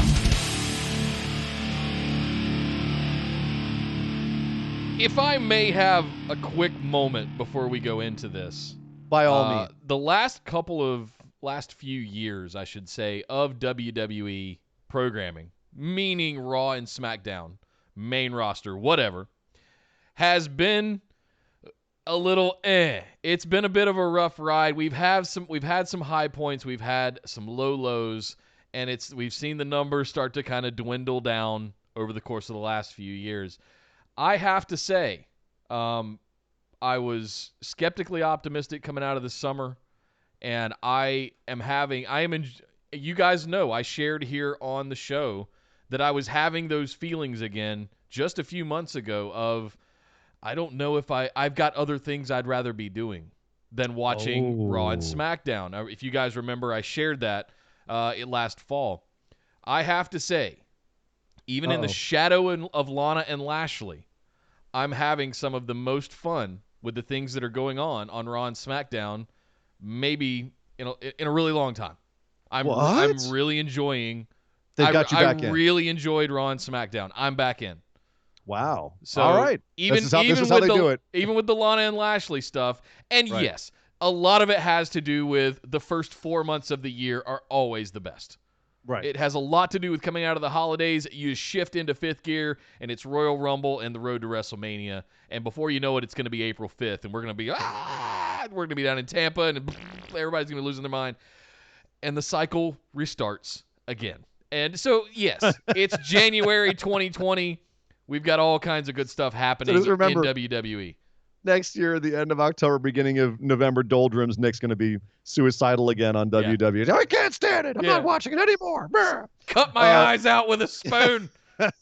Why a spoon, cousin? Why not an axe or a sword? So here's my question, though, Nick, because I personally, this week, I thought Raw was great. Yes. Even the Lana Lashley stuff it's so trashy and so over the top that, like, I just, but I'm almost enjoying how much I hate it at this point. It still should be off my TV. I still don't want it there. But so it's made the turn so for you. Bad. It's become enjoyable trash TV for you. It's not enjoyable. I'm not going to go that far. Okay. But it is to the point where it's car crashy, right? Where I'm always curious what new hell. The only problem this week was that it was a match, and the match I just didn't care about. I didn't care what happened in the match. Like all the other storyline stuff, like, all right, fine, it's trashy. Well, but every week I'm kind of like, what fresh hell will they unleash on me this week with Lana and Lashley? But on Raw, it's surrounded by so much other stuff that I'm genuinely being entertained by and I'm invested in. That's my point. And that's surprising that I don't mind it because it is just one segment. I can survive one segment. Yeah. Nick, SmackDown is the opposite. There was maybe one or two segments that I enjoyed, and the rest I wanted to die. Oh, no. SmackDown was killing me this week. And last week. We're going to talk about that really then. bad. We do need to. And actually, it's funny. Let's do it now. We'll talk about the show in a second. Let's talk about this now because I think that there has become a fundamental philosophical difference with how they are producing the two shows. And I put my finger on it this week, last night specifically, is that Raw feels like it's going organically from one segment to the next. It is a wrestling show where matches are supposed to happen, but all the storyline is kind of happening organically and weaving through it. SmackDown is being led entirely by Michael Cole, who is telling you what is happening now, what is happening next, what happened before, and it's just very blunk, and here's another chunk blunk, and Michael Cole is leading us into everything. Stitching coming it up together. next, he's the one who's stitching it together. And I'm sorry, when you have golf announcer Michael Cole stitching a whole show together for you, right off the bat, it's going to feel very stilted and very unemotional and very, formulaic because that's Michael Cole's style. I hate to say it. I think the guy is genuinely talented, but at the same time, he's become a symptom of everything that's wrong with WWE presentation for Great me. way to put it. He's almost a caricature or a metaphor for the things that are going wrong in WWE. Yeah, and it's bad when it's gotten to the point that if you have anything that's even halfway cool, you have Michael Cole say it once and it's instantly uncool. I don't know. It's a talent that he has where he just says it so flatly and unenthusiastically. It's a forced enthusiasm that he has in his voice. It doesn't feel real. Pause right there for 1 second. If you put that up against the commentary going on Raw that we're typically down on with Vic Joseph and Jerry the King Lawler, and it's like, and it's cringy and it's awful, but the storylines are being woven by writers and producers. I mean, is that comparable between the two? But that's what's interesting is that they, perhaps because of the weakness of the commentary team on Monday nights, that they have decided to take it out of commentary's hands and had commentary literally be commentary, where there's seems like there's bigger forces that's driving the show, and commentary is just talking about it when it happens, as opposed to Fridays where you feel like the commentary, they know everything that's happening, and they're telling you every little bit, even down to like Michael Cole telling you, well, he's getting up on the ring right now. He's just been thrown off the ring. We just saw that, Cole. We don't need you to tell us exactly every little detail of what's happening. It's like I'm not blind, dude. Yeah. If you want to call moves, that's one thing. If you want to call play-by-play, that's one thing. But just sheer movements, climbing the ropes. He came off the top ropes. Well, we know. We know. He threw him over his really head. Good point. It's called a suplex, Cole. Yeah. There's stuff like that. And the problem is also Corey Graves, without someone else on color to play off of, it's not helping his commentary any. No. He's become very miss dry Saxton as well. more than I ever have. It's crazy, isn't it? Yeah. Like Corey has become very dry as well. So I don't want to blame all of SmackDown's problems on commentary because it's not just their fault. It's a big part of it. But I was noticing its overall production philosophy, how they're setting up the show, how they are driving the story forward. It's not being driven forward by actions. It's being driven forward by the commentary, by talking, by saying, this is what's happening now. This is what's happening next. We're going to see this. They seem to know it before the producers backstage could even know it. And it makes for a very stilted and very dry feeling show. And even when there are, moments backstage that are quote unquote off the cuff, they're packaged so much into little segments, whereas Monday, everything seems to flow together. So SmackDown, it just feels much more robotic and one thing after another. And now we will have this segment. Yep. Now is the time on Sprockets when we dance. Oh, Oh, thank you for being old enough to remember that. Do you want to touch my monkey? You may not touch the monkey. let's talk about the show itself. Coming Yes. from Greensboro, North Carolina, up the street from you, man. Up the street Yeah, from you. Mr. Divvy and Jonathan Sprague went to the show, gave us some good pictures in the group. Yes. Great seats, by the way, John. That was Great seats. fantastic.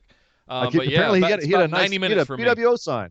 He had a BWO sign in the crowd. I kept looking for it. I could not find it. I went back and looked through the Hulu taping, and even in my DVR, I went back through. I couldn't.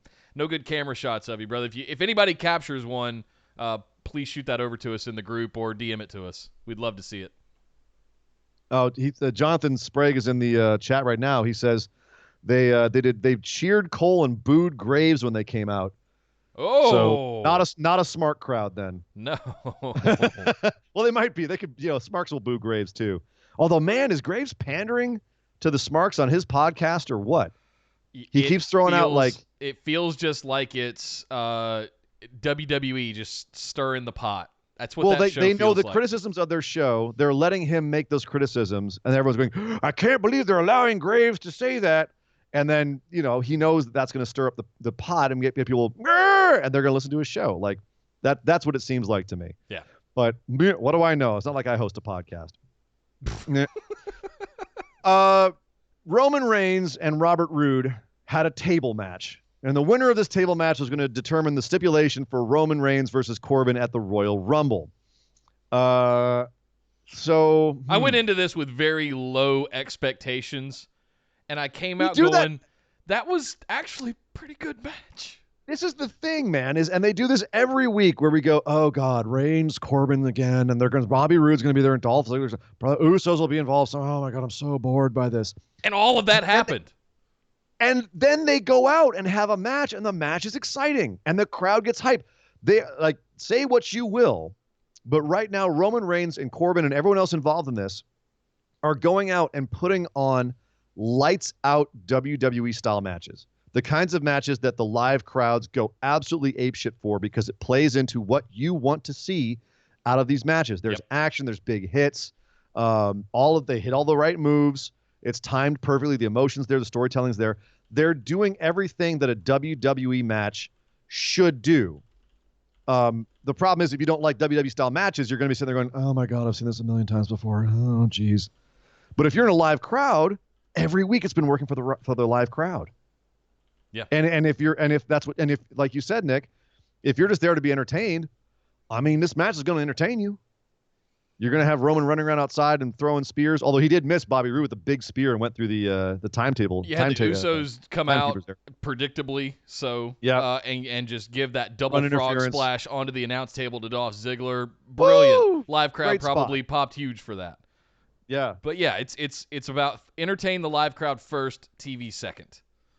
But at the same time, you still have to understand there's 10 to 15,000 people in any given arena. There's millions of people watching on TV. So you do have to consider both. Actually, Jonathan's in the chat right now. Please pitch in, brother. Like, let us know, like, what was the biggest pop of the night? Like, who did they love? Who did they hate? What were you guys quiet for? Yeah. But yeah, he's saying right now that they really got into it. They were really into that match. And that's what Roman Reigns gets paid the big bucks for. Yeah. Is that and Corbin too, like, say what you will about Corbin, but he's WWE trained. Like, he's trained to be in these kinds of matches and have this kind of reaction. So that being said, Roode was speared through a table and lost the match, and Roman Reigns ended up saying the match at a Royal Rumble will be a Falls Count Anywhere match in a baseball stadium. So that's interesting. I'm not going to lie, Nick, I was on pins and needles because I was sure that Robert Roode was going to win this through nefarious means, and they were going to have a loser eats dog food match at the Rumble because it has been advertised, right? At other events. So I was worried they were finally going to do that. And I was, no, don't do it. Oh, thank God, it's a Falls Count Anywhere match. Okay. The spear looked like, and I don't know who to give credit to, maybe both of the guys, but it was fantastic. It looked like one of those old-timey shots where the guy was getting shot with a cannon into the gut. But Roode, there's some still shots of Roode just selling the shit out of it with letting his arms and legs go out in front of him. It was one of the better spears I think I've ever seen Roman give. It landed perfectly through the table. It looked great. It looked fantastic. Crowd popped hard for it. And then the promo that Roman gave after the match where he named the stipulation being a last man stand or a false count anywhere, I should say. It was fantastic, and we closed out the show with it. Brilliant way to go out. I thought I enjoyed this tenfold more than I expected to. It delivered in ways that I didn't expect it to, and the things that I predicted to happen would happen, and they did so in a better way than I would have expected them to. Like, all of this was like all of the smarky kind of this sucks that we all talk shit about actually turned out to be one of the highlights of the show for me, and I went out feeling really good and excited about the match at Royal Rumble next weekend. So I'm not gonna lie, me too. I think that stipulation will work really well in that environment with these two, especially all the chaos you can have as well with it. So that actually has made me more excited for this match itself. Plus, I think it's a way that they could also protect Roman in the Rumble, is have him just get the crap kicked out of him in a Falls Count Anywhere match, and then he's got to go and do the Rumble, and he's just a mess. Yeah. So they're protecting themselves there as well. So and you got the crowd hype for the dark stuff. You had a 205 Live match. You had a Fiend versus Daniel Bryan dark match afterwards under the red light, and I was watching some of the footage on Twitter of that, and the entire crowd was still around and cheering and all yes chanting and all kinds of good stuff there. So yeah, this was Jonathan, I'm glad you got to go. I was going to try and make this show. It just didn't work out. Unfortunately, I had to travel. You had a week. I had enough of a week already that I already went back and forth across the country in 3 days. So. Well, you mentioned yes chance, Nick, and that brings me to what opened the whole show, and that was the Big Red Machine, Kane, opening the show. What? Kane comes out to open the show? All right. We just got done watching the Broken Skull session with Glenn Jacobs, Kane. With Stone Cold Steve Austin, and he's in a sport coat, and you're thinking, wow, he's okay, he's done. He's really moved on to just be mayor. Nope. Out comes Kane. He's staying in shape. He came out top of the show. I was shocked. I was like, what is Kane doing here? He didn't get his ring pyro, which bummed me out. Yeah. He got a little bit of pyro at the top of the ramp. So He got big pyro at the top of the ramp, and I was expecting the ring pyro to do the not the hands. ring post pyro. Yeah. You know me. I want what I want. Me, my wrestling. Me. I want what I want. So Kane comes out of the ring, and we were all sitting there going, "What the hell is Kane doing here?" And he starts cutting a promo on the Royal Rumble and how it's a match that'll change your career. It's entering hell. And as the guy who's got the most career eliminations, I'm looking forward to destroying him. I thought this was just a promo for the Royal Rumble, and I was like, oh, God, all right, fine. It's a promo for the Royal Rumble. Yawn. But then Bray Wyatt pops up on the screen. And first thing I thought was, didn't he already take out Kane? Don't they already have beef? And sure enough, he cuts a promo where he says, Kane, what you doing in the ring saying you're going to hurt people? That's just mean. You're a bully. Wait a minute. Don't I have you on my wall? You've met him before, haven't you? You shouldn't be a bully. And the lights start going out. And sure enough, it's, the Fiend's going to come get Kane. And all right, set up on my seat a little bit. And it was like, all right, so he's going to come get Kane again.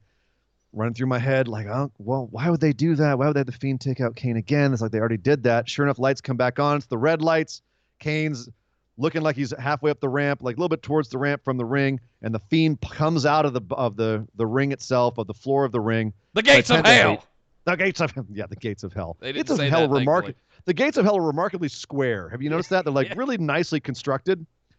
Just interesting. But anyway, the Fiend comes out of the floor of the ring and starts crawling towards Kane. Everyone in the audience is like, oh, God, Kane, look behind you. He's right behind you. Ah! And Kane does. He turns and he looks right in the Fiend's face. The Fiend is looking through the ring ropes and slavering over. I'm going to kill you, Kane. And then, by God, something I did not see coming happen, Nick. What took you so long? Out of the other side of, Kane goes, oh, you're here. What took you so long? Out of the other side of the ring, this little guy comes flying out, knees Fiend in the head. It's Daniel Bryan. Daniel Bryan and Kane set a trap for the Fiend, and Daniel Bryan beats the crap out of the Fiend until he chases him back into his little hidey hole in the ring, reaches in after him as the smoke pours out of this hole, because it's coming from hell, of course. Right, it's the gates of hell. Reaches in the hole, and he pulls out some of Bray's dreads as he leaves. He's got the dreads in his hand, and the lights come back up, and he's still got the dreads. He's like, yeah, I got that Fiend, mother. Interesting. All right, so Kane, Team Hell No, reunites to put a swerve on the Fiend. Nice. Yeah. after the Ramblin' Rabbit stuff last week, this was a very welcome switcheroo. Yeah. And did you a hat tip? Speaking of Ramblin' Rabbit, hat tip to Bray for doing the IV with carrot juice on Ramblin' Rabbit during the Funhouse segment. That was fantastic. I was all over this. I was equally confused at the Kane entrance coming out, but not mad at any of it.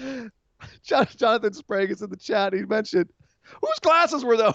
He pulls up the dreads and there was like a random pair of glasses. Right. And the camera zoomed in on him. That might be the banner. I might just as a gag, I might make that the random banner glasses. Yeah. I was like, yeah, it was like some with one of the eyeglasses broken, Some like, tech under the ring and Daniel Bryan was beating him up. Or Bray, like apparently the Fiend needs a pair of glasses to see where the entrance to hell little is. reading spectacles. The hell was that? Maybe there was something. I mean, the fact they didn't like draw attention to it, makes me think it was a goof. But right. Yeah, that was pretty funny. All right, so 2 things here. We're making the Fiend a little more fallible, or at least that he can be tricked, right? Well, we're learning his vulnerabilities. Sure. Yeah. Right. He's kind of an animal. And Daniel Bryan is saying, well, every time he gets in trouble, he runs away. So what I'm going to do is at Royal Rumble, I'm going to make it a strap match, meaning I'm tying my ass to the Fiend and he's not going to be able to escape. Right. Of course, it wasn't exactly like the Fiend was trying to escape the cell in Hell in a Cell, but whatever, Daniel, whatever, you do you. I like the logic behind this. Okay. They've built the logic for a strap match, I think, pretty well here, where the Fiend is now running from Daniel Bryan, and Daniel Bryan's saying, you know what? I feel like I have an edge on this guy. He tried to change me, and all he did was make me, he brought out my inner powers or whatever. He made me a good guy again, or whatever it is. But I'm not going to let him run from me anymore. The only way to keep him around, is to tie him to me. So on one hand, we're worried for Daniel going into this because we know the Fiend is an absolute monster. What are you doing tying yourself to a bear? And on the other hand, it's kind of like, ooh, Daniel might have his number. And that actually makes us question, could Daniel Bryan beat the Fiend? So all around, I thought that was well done. Traditionally, as we've seen so far, anytime the Fiend gets his hands on you, you're in trouble. So I'm not sure this is the best idea. I'm not sure this is the way that they should portray this. At some point, yes, the Fiend does have to be proven fallible, but not yet. Like, I'm not sure this is the way I wanted this to go down, because if you're going to strap Daniel Bryan to it, are we going to teach Daniel Bryan a lesson like you got a little ahead of yourself and he's just going to get his ass whipped, literally and figuratively, by the Fiend? Is he immediately going to get put into the mandible claw, blood coming out, and just, is it going to be a squash because Daniel got a little ahead of himself? There's a ton of different ways you can book this without making the Fiend look like a punk, which I was a little bit scared of when they showed him running away from something as trivial as a knee, right? After he took the damage from Seth Rollins in Hell in a Cell with all the implements. Hate to bring that back up again, but we've seen him go through several other people and take an ass whipping and no-sell the shit out of it. In the dark match, he was no-selling the shit out of the yes kicks. So is this the way that we're going to – I don't want to see the Fiend go down like this. That's what I'm – a little bit hesitant about. That's all. I don't think you have to worry about that, Nick. I think they're going to keep the Fiend very strong.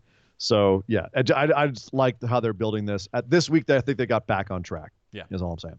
Also back on track, the WWE career of John Morrison, who had his return match this week against Big E. And honestly, Morrison looked fantastic. With a blonde Kofi Kingston ringside. Yeah, Morrison was blonde last week. This week, Kofi's blonde. Kofi looks like he stole all those dreads from Bray's head and taped them to his own. Which is weird. Weird look for him. But he also, I guess the blonde did something to his vision because he did not see John Morrison coming off the top turnbuckle. At one point, Miz and Kofi getting into it outside the ring. And it looked like Morrison was going to go on a splash on a Big E on the inside. Instead, he's kind of looked over at Kofi and kind of went, screw it, and just did a crazy flip off the top rope onto Kofi, which looked like it actually clocked Kofi in the head pretty good. Yeah. But, ultimately hit Starship Pain, which is one of the weakest looking finishers. Like, it's really cool looking, but it doesn't look like – it looks like a feather. It's Naomi's springboard split moonsault thing, right? Only with a twist. With a twist, yeah, with a barrel roll. Yeah. Yeah, it's like Naomi's what is it? Springboard. I don't even know. Whatever. It's it's Johnny tap. Mundo's move. He's used forever. Exactly. So it's John Morrison's move. He's used for 10 years. Yeah. So yeah, a good return match for Morrison. He looked great. And beat Big E pretty handily. What was interesting is all the singles talk about Big E. Like a lot of graves saying Big E's going to have a great singles career. That's a little early to be talking about that. We're planting those seeds. I know you want Big E to turn heel. That's Nick booking, ladies and gentlemen. But yeah, so John Morrison back, looking good. I'm hoping they build up him versus Kofi for the Rumble so that we can have a stunt off. According to our field reporter, Jonathan, in the chat, he was getting booed pretty heavily. He's a heel. He should be getting booed. All right. Yeah, he's getting the right reaction if he's getting booed. And he's hitting Kofi in the head. So that's true. You're facing off against Kofi. You're not going to get cheered. Right. So we also had Usos versus the Revival. They beat the Revival pretty handily, including was it Jimmy that got the pin, comes off the top and does a no look at looks right in the hard cam as he's doing the splash off the top rope. Tongue out, pins. All kinds of stuff. Oh yeah. And 1, 2, 3, Usos beat the Revival. Looking strong going into Rumble, and they're already getting tag team title talk. Say that 5 times fast. Tag team. So the interesting thing, that's what I was once. Oh. The interesting thing here, Nick, the Revival cut that promo backstage where they were basically kind of hit all the smarks and said, "We're sick of what this company's doing with the tag team division. It's obviously they don't appreciate us. You'll see what happens next." Is that just lip service at this point? Which part? Obviously that was a scripted thing. It wasn't the Revival speaking their actual minds, but a lot of people have been saying that about the Revival for years now, including yourself, that the WWE doesn't deserve them, and they're not being treated well. Well, there's scuttlebutt that they're up for contract renewal again. We had this last year, a year ago, literally, as we headed into Mania before they got the titles. Then, so is this another petty thing that Vince is doing because they're not renewing their contracts or? But then why would they give them? Why would they script a promo for them backstage to say exactly that? Is what I'm saying. I don't know. Why make that part of their gimmick? It's interesting to me. I'm trying to figure out what their angle is on that. Whether if they're gonna change their trajectory somehow. I'm very curious because the fact that they're playing into that makes me think that they know, if they know that's the perception, then obviously I don't think they're actually upset, and WWE has plans for them. Right. Basically. I don't know what to think of the Revival anymore. It's hard to predict. It's hard to call their matches because of the outside influences that might be affecting their wins and losses. So do I think that the Revival might be one of the best tag teams in the world? Absolutely. Do I think that they should just be getting punked by the Usos? I don't know. I really like the Usos too, and I'm not mad at them having a rivalry and ultimately leading to some tag team championships here. But also, the Usos have been out for 6 months. They needed to come back looking strong. The Revival can rebound. They've proven that they're Teflon. They can have they can rub Usi hot on themselves and still come back and be tag champs. Sure. You know what I mean? I'm not worried about the Revival. This to me just feels like poking the fan base a little bit. Yeah. But while the Revival were cutting that promo, we turn to the side and there's a brawl going on down the hall. And it's Lacey Evans, Bayley, and Sasha all brawling in the hall. Sasha has injured her ankle, and Bayley and Lacey are getting into it. And later on, we see Sasha getting tended to by the medics and saying, "Oh, that Lacey." And Bayley's like, "Oh, that Lacey. I'll beat her up. I'll break her bones when I get my hands on her." And Adam Pearce, indie talent and apparently now WWE producer, right, who they just don't even they don't tell us who he is until after the segment. He just shows up and says, "Hey, Bayley, you're contractually obligated. Sasha, you're contractually obligated to have a match with Lacey tonight. That match has to happen. And if you can't go, then Bayley's going to do it." And Bayley's like, "What?" Sasha's like, "What? That's bullshit. Blah, blah, blah. Chirp, cheep, cheep, cheep, cheep, cheep, cheep, cheep." And Adam Pearce says, "Sorry, it's next. Go on." So then they introduce who Adam Pearce is later on commentary. I want to go back to the hallway segment real quick. Lacey Evans Lacey Evans, Facey Evans, as I'm affectionately calling her now, Facey Evans, because she's a mom and she's a Marine, ex-Marine. Oh, you're never an ex-Marine. You're always a Marine. Took out and basically punked two of your top women in Sasha Banks and Bayley. And had to get drug off of them. Punked them. And let's be clear, Nick, it didn't end there. Bayley and Lacey had that match. And after a decent match, Lacey wins with Bayley was getting a lot of offense, and Lacey just pulled out a woman's right and pinned Bayley. She got knocked the F out. That woman's really right. That was a good woman's right. it looked like it would knock you out. So that's in that sense, it was a good and Lacey looked like she was out of it too as she pinned Bayley. So from that standpoint, I was fine with it. But overall, Lacey is looking really strong against Bayley and Sasha, who Sasha is, I don't know what kind of heat she's going for right now. Because she keeps dodging matches or like, I've got to work on my album or whatever. And it just, she's not being used and then at all. And then Bayley is not a strong enough champ or heel to be convincing as the kind of enforcer role, I guess, or the person who's like keeping it together while Sasha's off doing her thing. You're not really sure. Like the whole thing is not clicking quite right for me, Nick.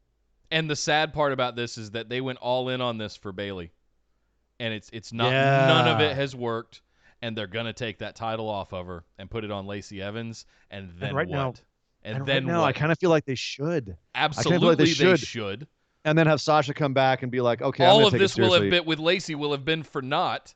The last 2 to 3 months of face turn Lacey Evans. No, that if won't they be for don't. naught. Oh, come on. Oh, if they don't put the title on her. Yes. Right. But the question is like you kind of just threw all the chips on the table with heel Bayley turn. And now what? Bayley's not really a good heel.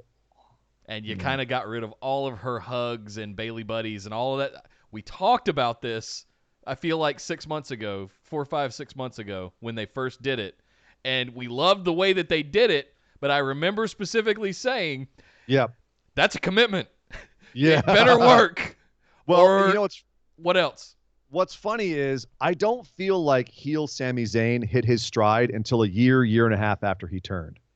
Whereas heel Sami Zayn now is solid gold. Right? He is nailing his heel stuff. Nailing it. Crushing it. Those crowds. You're referring to when he was doing the stuff with Bobby Lashley and the obstacle course with Braun and things like that. It was cringy. It was awful. Oh, it's horrible. And he hadn't quite hit his stride in being the mouthy, annoying, arrogant heel. He had to find the Sammy Castro character, right? The right wardrobe and all. Sure, of that. the emancipator, the emancipator of Shinsuke. Like that's when I feel it really gelled. Like he was getting some good stuff in before that, but it really has gelled right now. Yeah. We'll talk about that more in a second. But maybe Bayley needs that too. I don't know if she's the performer that Sami Zayn is though, but maybe she just needs to figure it out too. I don't know if having her be the heel champ was the right plan. But definitely I see why they did it at the time, but something's just not gelling here, Nick. Yeah. It's just not quite gelling. It's still better than AEW's women division, but it's not. Oh yeah. It's not quite clicking. But yeah, so now Lacey has a title shot at Royal Rumble. I'm still stuck on random authority figure Adam Pearce and no explanation given. Like, okay, there's just a random producer telling you what to do. All right. Did they just say, well, we need an authority figure to come in? Just, you do it. I think Esme just nailed it in the chat, and it's what I've thought all along. With the return of Tyler Breeze, the return of Prince Finn back to NXT, I think that's exactly, had they done that with Bayley, I think it would have worked out better. Nope. Bayley's not going back to NXT. She's too big of a star right now. I mean, back then. And that women's division down there is hacked. There's no room. Wow. They got to pull someone out of that. And bring him to the so main wasn't roster. the men's division, but look what they did with Finn Balor. He's a prominent figure again. So I wouldn't rule that out. I would say there was room for Finn. They found room for Finn. Yeah. So let's talk about what I know was one of your favorite segments. Otis Dozevic. Segment of the week. And oh my God. And Mandy Rose, their love is still blossoming. Oh. But this week, Sonya Deville asked Mandy Rose if she would have Otis ringside for her match against Alexa Bliss. Mandy's like, why? Sonya's like, just trust me. I know what I'm doing. He's a good luck So charm. sure- that belly, so- his hip gyrations are all a good luck charm. I think she thought that he was going to distract Alexa Bliss. Of course, that plan backfired when Mandy got knocked off of the ring apron into the arms of Otis Dozevic, which distracted the hell out of Sonya Deville. And Alexa got the surprise roll up 1, 2, 3. And Otis was just left kind of, I don't know. Mandy got in the ring, was really apologetic to Sonya. And Sonya's like, what are you doing? And Mandy's like, I got hit. And Otis was outside just gyrating like, she fell into my arms. Hoorah! Ah! If you did not feel something, I'm going to bust through a wall and go, when oh, you yeah. saw Otis and Mandy look into each other's eyes as he was cradling her after catching her, then you don't have a soul. I'm sorry. I must not have a soul. I must not have a soul, Nick. We've listened to your podcast, Horrorpalooza. There's no way you have a soul after watching that many horror movies. But no,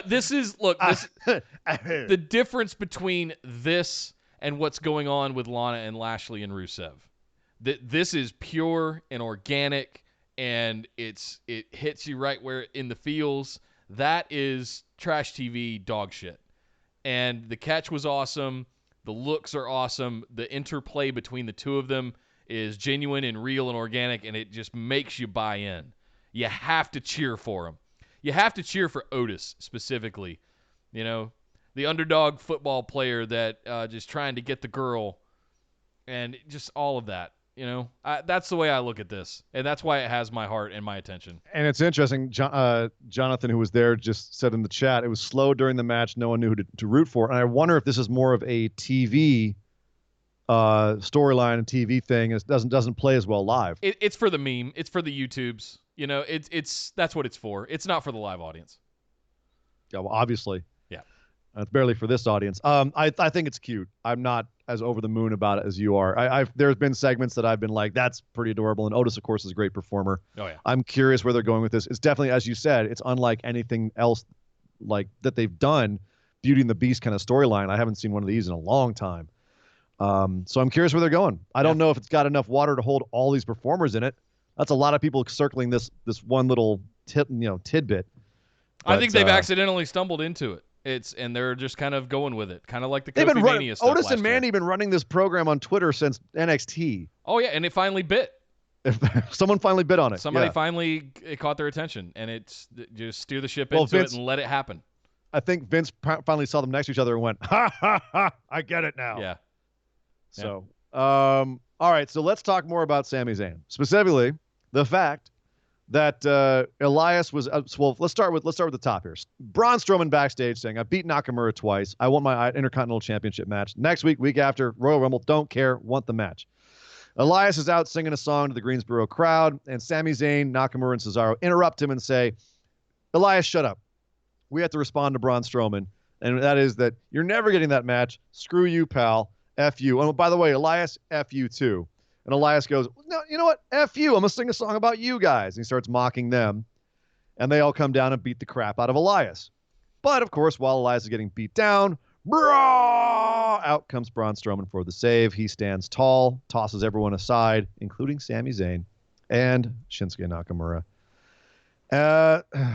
Did this feel like mid-card hell to you, or was this a good program to build up for the Intercontinental Championship? It's about the best way we could get there. Really? It feels like there's nothing to do with Shinsuke Nakamura right now, and that is the saddest thing I think I've ever had to say on this show. The sooner we can get that title off of him and onto Braun, or I don't know, 5-6 other people that are more prominent on TV and more. Anyway, Sammy's doing fine. I don't like what they've done with Shinsuke since he's come to the main roster. Basically since the heel turn. I don't like anything that they've really done with him. Dick punches, somewhat mediocre matches with AJ that just descended into dick punches, and now he's got a mouthpiece, which why didn't you do that in the beginning when you knew he couldn't speak English well? God, it's infuriating. You know, a lot of this stuff should seem obvious. Well, they even made Roman say They made Roman say suffer and succotash back in the day, so they don't nail everyone off the bat. Fine. I will say this. I do like Cesaro and Sammy framing Nakamura with the belt. Nakamura standing back there being kind of pompous, and then Cesaro as the muscle and Sammy as the mouth. I kind of dig that setup. Like, that's actually working for me in terms of presentation of Nakamura. If you didn't watch the show and you tuned in and you went, that's a champion. He's surrounded by these like this little like rah, rah, rah, rah, Sami Zayn, and then Cesaro standing there looking like, a Swiss hitman. Yeah. It kind of works. It kind of works. But then, of course, Braun Strowman comes out and you go, oh, no, never mind. That guy should be the champ because he's huge and scary. And he can talk, man. I his get promo Zeb backstage, Coulter, Jack Swagger, and Cesaro vibes again when I'm seeing this threesome up there. Ooh. And that's just, it's almost a recreation of that thing where Jack Swagger stood there saying nothing other than "We the people," and you had Zeb Coulter running his mouth, being an annoying little ant flying around in your ear, and Cesaro standing there looking like a badass. Like, that's kind of what they did 6-7 years ago when they were all on. So that's what I'm thinking about when I see this. I don't like it at all. I don't like how they've trivialized one of the most enigmatic superstars maybe ever in Shinsuke Nakamura. And I'm mad at all of it. I want the title off of him. I want them to figure out what to do with Shinsuke. I know he's very comfortable. He's getting a big fat paycheck now. But I want him to go back to what made him so popular. You could go to a live event with him coming out, and the entire crowd would be humming his entrance song, singing at the top of their lungs, right? Yeah. Roaring his entrance song. But now that they've made it a rap song, you can't do that anymore. You've killed. Which was kind of the point. You make him heel. They don't want people singing along to his song. It made sense at the time. That was the death of it, though. It did hurt. It did hurt. It was a bad call. Yeah. One little quick thing I do want to say, just when Braun came out, and they're all beating up Elias, that music hit, and Sami Zayn, it was like he got electric prod stuck up his butt. He just went, ah, and his hat went flying off. It was a great sell of Braun. It was a great way to sell the fear that they genuinely have, even if they like, oh, no, we got this. Afterwards, that's how you sell as a heel that the good guy intimidates you. You know what I mean? Like, that was an awesome little moment. And I just wanted to say, like, another thing that Sammy's doing that's great as a heel is putting over the good guys. Sammy's like that, fantastic. Sammy is just like, it's almost like he can do no wrong, in my opinion. I'm liking Sammy, Cesaro, Nakamura. I think it could be tweaked a little bit, but I'm actually liking it. I liked it this week. Make it official. Make it a faction. Make it something. Keep recruiting people. Do something with it. Don't just look like it's some ad hoc thrown together thing. Yeah, there's a lot of what it feels like now. There's a lot of 3-guy teams going on right now, and you got to be something a little bit different would be nice. Yeah. Also, something I want to see different is maybe a few less short jokes thrown at Chad Gable. But no, we're back to Sheamus making short jokes at Chad Gable backstage. And Gable, of course, after a little promo where he said, I've chosen to embrace my shortcomings. Ha, ha, ha. Did you? Because Sheamus bullies you for about 30 seconds and you attack him and beat the crap out of him, leave him fuming, and walk off down the hall. You and Sheamus are going to have a singles match at Royal Rumble. Okay. Yeah, okay, fine. Cool.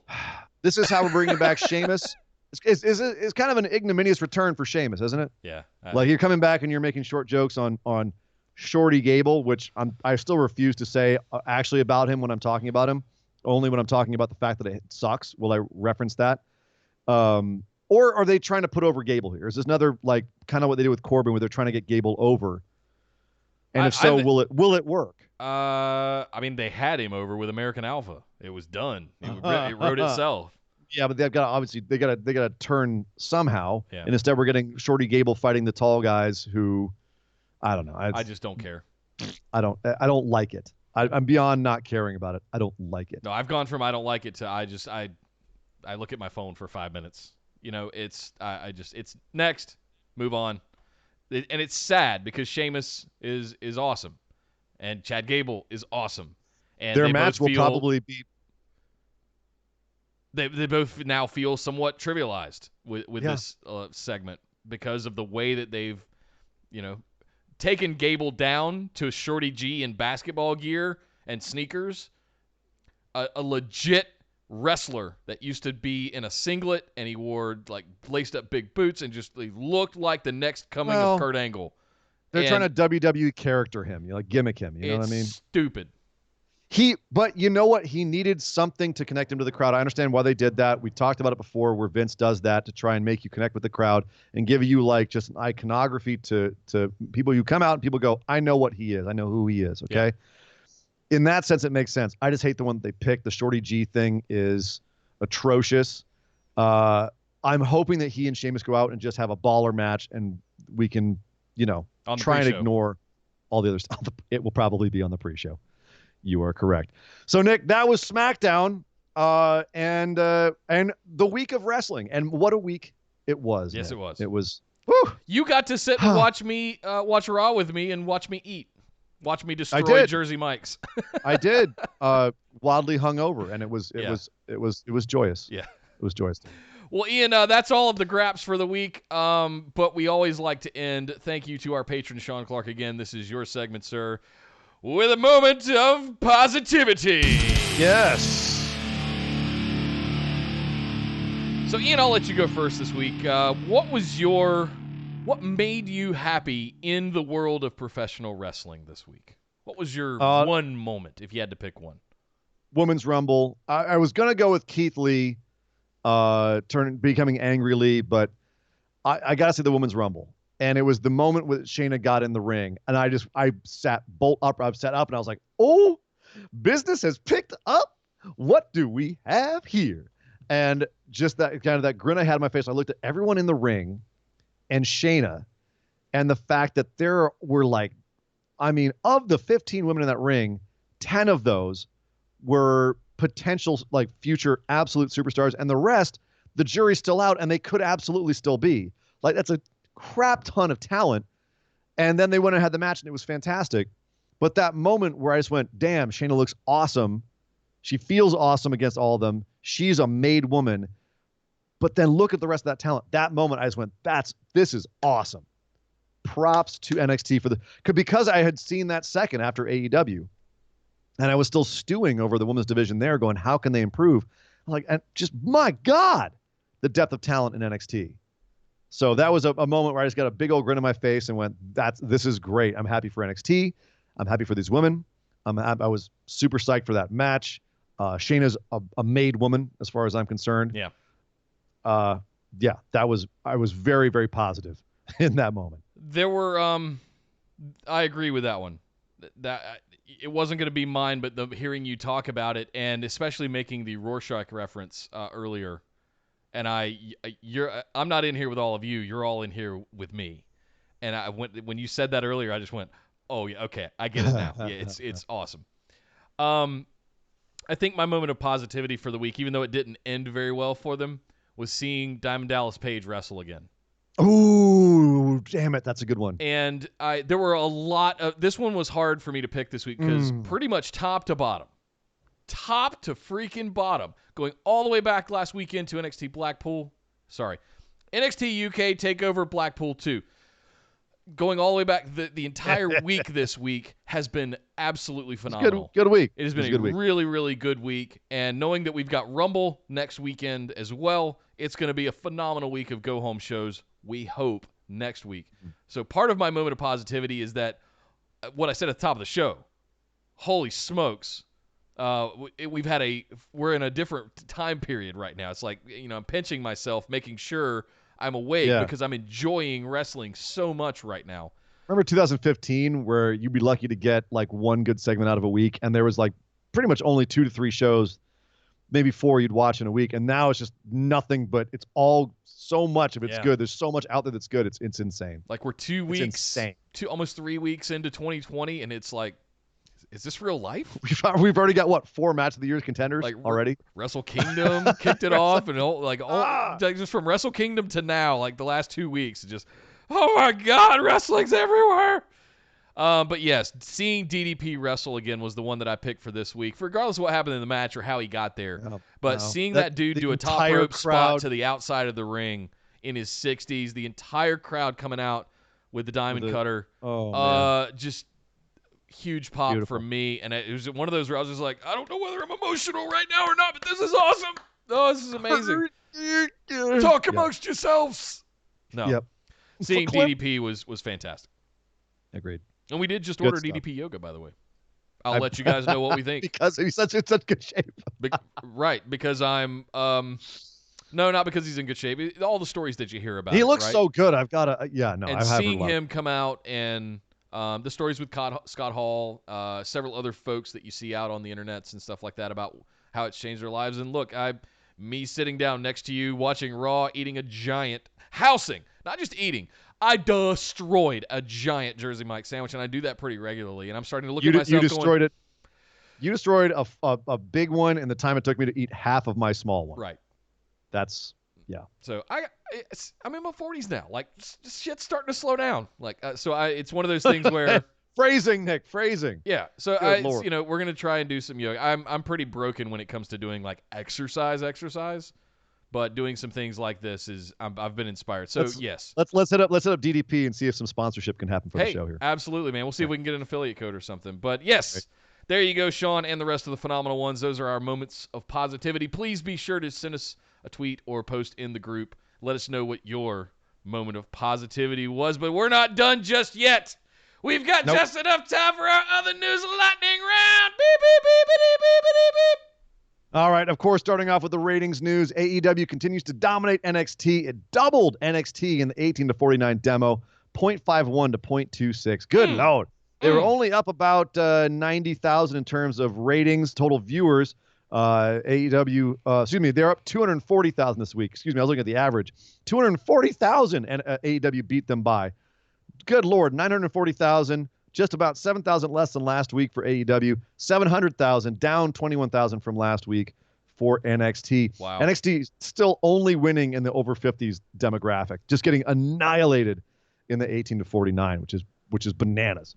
I can't believe how annihilated they're getting in that ratings demo. But yeah, it's both seem to have settled to their levels right now. I have so many questions.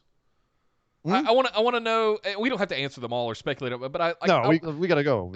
Who's watching AEW first? Who's DVRing it? Who's waiting till Thursday night at 10 p.m. Who's Eastern to watch it on the network? Exactly. All of those things. Like, where does that come into these calculations? I have to admit, I watch AEW first. I don't get to watch it live very often, but I have it on the bar, and then I got to watch NXT later as well because I know it's going to be on the network, the full version. Yeah. With no commercials. So yeah, I have a feeling that's probably playing into the demos. It's just accessibility and how people are watching it. Yep. So, but again, that's all speculation. Other news, you remember, Nick, last week we were talking about the fact that Triple H made a bad joke about Paige while he was being interviewed after NXT TakeOver Blackpool 2. No. NXT UK TakeOver Blackpool 2. God there you damn go. it. And said something to the effect of Paige probably has some kids she doesn't know about. Who knows what the hell he was trying to refer to with that joke. I don't even know what that was referring to, but Paige took offense. Her boyfriend took offense. And by offense, we mean it hurt her feelings. And I think that's something that people need to realize. There's a difference between being offended and having something hurt your feelings. And to say that there's too much being offended going on today is, okay, that's a debatable point. But if someone says something and it hurts your feelings because it's personally directed at you, that is a different thing altogether.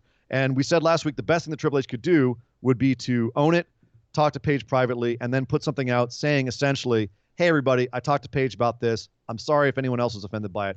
All right, that's done. And it's pretty much what he said. He tweeted out, where did I put that?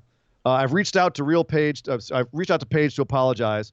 I made a terrible joke, and I'm sorry if it offended her or anyone else. And a lot of people were like, oh, you don't worry about being offended. You got to be.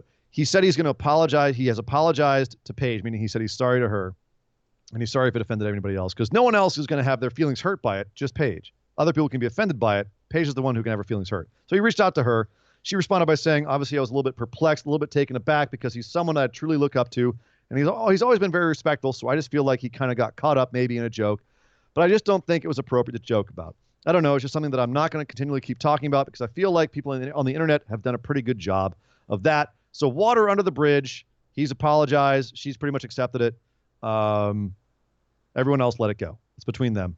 Yeah. And that's that. However, not between necessarily just them is the issues going on with Tessa Blanchard. Because, of course, right before her match with Sami Callihan, where she won the Impact World Championship, she was accused of a number of things, bullying, racism. And she finally came out and gave a statement online She said on Twitter, over the last week, I've been accused of calling a fellow wrestler a racial slur. To read this allegation has been personally upsetting. To be clear, I absolutely did not use that word. She's referring to the N-word she called La Rosa Negra in Japan.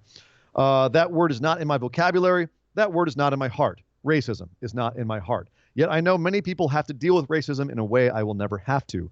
Racism is an awful part of American history, and it is equally awful that it's still part of our society today. While I did not do what was claimed, I stand ready to use my platform to support the fight against racism however I can. So, full-on denial that she did that in Japan. Ian, we've received a message or two saying that we went pretty ham on Cornette, Lagana, and NWA for the things that went down with him, with Cornette specifically. And we've received. I thought we were fair about it. We were, but what I'm getting to is that we received a message this morning saying that, and I wanted to address it here on the show with you, that that we weren't going in. We were just being ho hum with Tessa, and that we weren't going in as hard.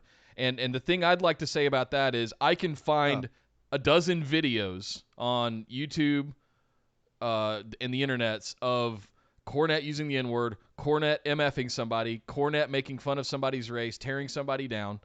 And I say that as someone that came up with Cornette, and I say that as someone that thinks that he's one of the arguably one of the masterminds of wrestling in history, that has the levels of history and knowledge of the business and his museum and all of that stuff. It pains me to say that and know those things. I don't know Tessa Blanchard. I am a massive fan of Tessa Blanchard since I saw her in the first Mae Young Classic. Everything that we have seen so far is hearsay. It's she said. We don't have video evidence. We don't have any hard evidence like we do with Cornette. So I'm not ho-hum about this. I want to be clear. If there is damning evidence that she did do these things, but I'm an innocent until proven guilty kind of guy. I'm going to give someone the benefit of the doubt until they can be proven that they did say these things. I don't know that she did or didn't, but I'm not going to come after her like we did with Cornette when we have mountains of evidence that he can just be that old curmudgeon sometimes. And also, to be clear, the issue with Cornette was that he made a joke that he didn't intend as racist. He was actually trying to make a joke about famine instead of race. It just came off as racist. And to be fair, we went harder in on Lagana than we did on Cornette. Right, exactly. And also with Cornette, like we said, you know what you're going to get with Cornette. Yeah, he's not a nice guy. You know what you're signing up for. Yeah, but he's also, I think, very socially progressive in a lot of his politics. If you actually follow him. That being said, does he have racism in his heart? Maybe, possibly, quite likely. But at the same time, the particular joke that he made, I thought was just in extremely, extremely poor taste. Yeah. And in addition, it was just him not being aware of modern standards. So we absolutely came down on him. It was a dumb joke. And, if he's going to make those kinds of jokes, he probably should be reined in. You can't rein in Cornette, so he probably shouldn't be on TV. Right. With Tessa, in this particular case, there are witnesses. And actually, there was one of the witnesses is Allison Kay. And she tweeted out in response to this, "You can try to babyface the fans, but the majority of our peers know Rosa's story is true, and that's what matters. I really hope that one day the other two witnesses of this incident come forward and further expose you as not only a racist, but a liar and an undeniable scumbag." And to be clear, honestly, this has really tainted my view of Tessa. Yes. The fact that this is being, said so just, but Allison Kay's putting her career on the line here too by saying this. Is Twitter the best place to do this? No. But at the same time, if you feel strongly that someone is getting a claim that they shouldn't be getting, you do what Allison Kay is doing right here and put it in a public forum. If what she's saying is true, then I would have to agree with her. That does make Tessa a bit of a scumbag, quite a bit of a scumbag. Agreed. And as I said in our chat, you can use that word hurtfully and still not be a racist in day-to-day life, but it does make you someone that will use that is intentionally hurtful, and you're using that term to be hurtful, using racism as a weapon essentially, and that I think is just as bad as if you were like an actual full-blood racist. Right. So that's why people get so mad at it. I don't want to drag this show down, and I think we've already kind of gotten a little bit heavy here. But the bottom line is that if you think we're ho-hum on Tessa, to be clear, we're not being ho-hum. It makes us very tense that this is going on out there, and it's changed my view of Tessa. Now there's a question mark in my head about her. That's the great point. Instead of before where I was like all in on Tessa, now I'm sitting here going, yeah, except for that thing. So now I got my eye on you. Is this really who you are? That's is what we've heard about you really what you are? Yeah. And so now we did not normally we would have celebrated the hell out of the fact that Tessa won that championship. We'd have been, this is amazing, a huge step forward. She totally deserves it. And instead we were kind of like, all right, she's the champ. What now? So it really did. It's been overshadowed by this controversy. The fact it threw some milestone. It threw some cold pee on that fire. Yeah. For me, and I think for you as well. Absolutely. So just to be clear, not ho-hum on this thing with Tessa at all. Not gives me the heebie-jeebies even talking about it. Yeah. But it also I think is when you've got people that are coming forward saying this is absolutely happening, there are witnesses, and then she straight up denies it. That also makes me very nervous as well. Me too. And it makes me want to give somebody their day in court when they abjectly deny it like that. I want to hear both sides of the story. I want somebody to present some evidence, Yeah, exactly. I mean, she says that she's got 2 other witnesses, and they're just worried about coming forward because it is, Tessa's becoming a pretty powerful person, so you can understand why that would be. Agreed. In more lighthearted news, AEW has extended its TV contract on TNT through 2023. TNT apparently likes what it sees from AEW. Not only did it give it a deal through 2023, it gave it its second TV show. They're getting another show on TNT. It will likely be AEW Dark. Will not be on YouTube anymore, and it will actually be on Tuesday nights on TNT. Please keep putting it on YouTube as well. I think they'll find other YouTube content, to be honest with you. Or they might find more content for Dark. We'll see. All I know is apparently TNT is loving them some AEW. Speaking of AEW, multi-year deal. Taz, has officially signed for a number of years with AEW to be a commentator and probably a brain to pick for a lot of the young kids backstage at AEW. So good pickup there. Yes. And also in signing news for AEW, even though Melissa Santos has denied that he has signed anything on the dotted line, which I think is telling in her phraseology there, apparently, according to Wrestling Observer, Brian Cage is this close to signing with AEW, just hasn't been finalized yet. So that is the scuttlebutt, is that he's going there and not WWE. As soon as that happens, Nick, I know you will be very, very excited. Oh, yes. To have you some Cage in AEW. They will finally have a giant monster of a wrestler on. He's their only staff. like 5'11" though. He's know. He's not like the size of Wardlow or Jake Hager. But dude, he's just yoked. He's swole. He's swole. In other signing news in WWE, Elias and Kalisto have signed multi-year extensions, so they'll be around for the foreseeable future. Yeah. And Killer Cross is being talked about as very likely going to NXT. Apparently, they're very interested in him, mostly because of his look. But Killer Cross is debuting in MLW on Saturday, February 1st. He'll be facing off against the filthy Tom Lawler and Killer Cross at Fightland on February 1st. That's gonna be actually a really good debut match for him. Also on Fightland, Jacob Fatu, the MLW World Heavyweight Champion, will be defending his title against Shima. Daily screw Shima moment right here. Okay. You think I'm down on Tessa Blanchard, man? I just did some research on Shima and found out he was involved in a monkey torturing scandal. Oh, so, man. Yeah, dude. I'm still researching that, but it's not good. Davey Boy Smith Jr. versus Eric Stevens. Brian Pillman Jr. versus Jimmy Havoc with, of course, Priscilla Kelly. So it looks like a decent show for Fightland. MLW doing the work. NWA news. Nick Aldis will be facing off against Flip Gordon at the Hard Times pay-per-view. The NWA Hard Times pay-per-view. Yeah, that's a crossover with Ring of Honor. So NWA, not only do they have Marty Scurll working with them, now they got Flip Gordon working with them. I had heard it was Ricky Morton was going to challenge for the okay. Flip Gordon. So apparently we're seeing some a little bit of crossover here. I did a little bit of traveling this week, so I'm a little behind on my NWA and MLW, but I had saw something that it was Ricky Morton that was going to be challenging Aldis. Interesting. Okay.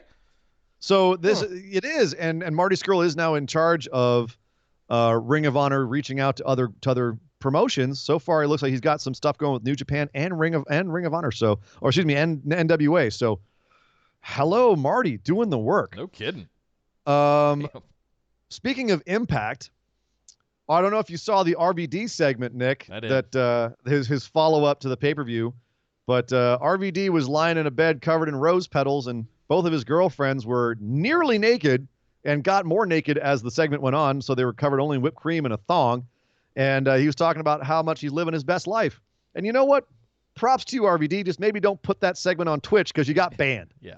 Impact got banned from Twitch because of the segment, because it was just too sexual, and you can't do that on Twitch. Nope. So I have a feeling that they will renegotiate it. They'll get it back up on Twitch, but just in the meantime, it's kind of hilarious that in 2020 RVD, and this is the joke everyone's making, but God damn it, it's true. 2020 RVD has become Val Venus, and Val Venus is off selling weed, so he's become RVD. Nice. What even is life? What even is life? What even is life? Also in Impact news, it's going to become TNA again. What? At WrestleCon on April 3rd. Tickets are on sale Monday, January 20th at 12 Eastern. Impact will become TNA. There's going to be some reunions of like old TNA talent are going to come back and wrestle for Well, us. half of them are in WWE right now, so I don't know how are you going to do that?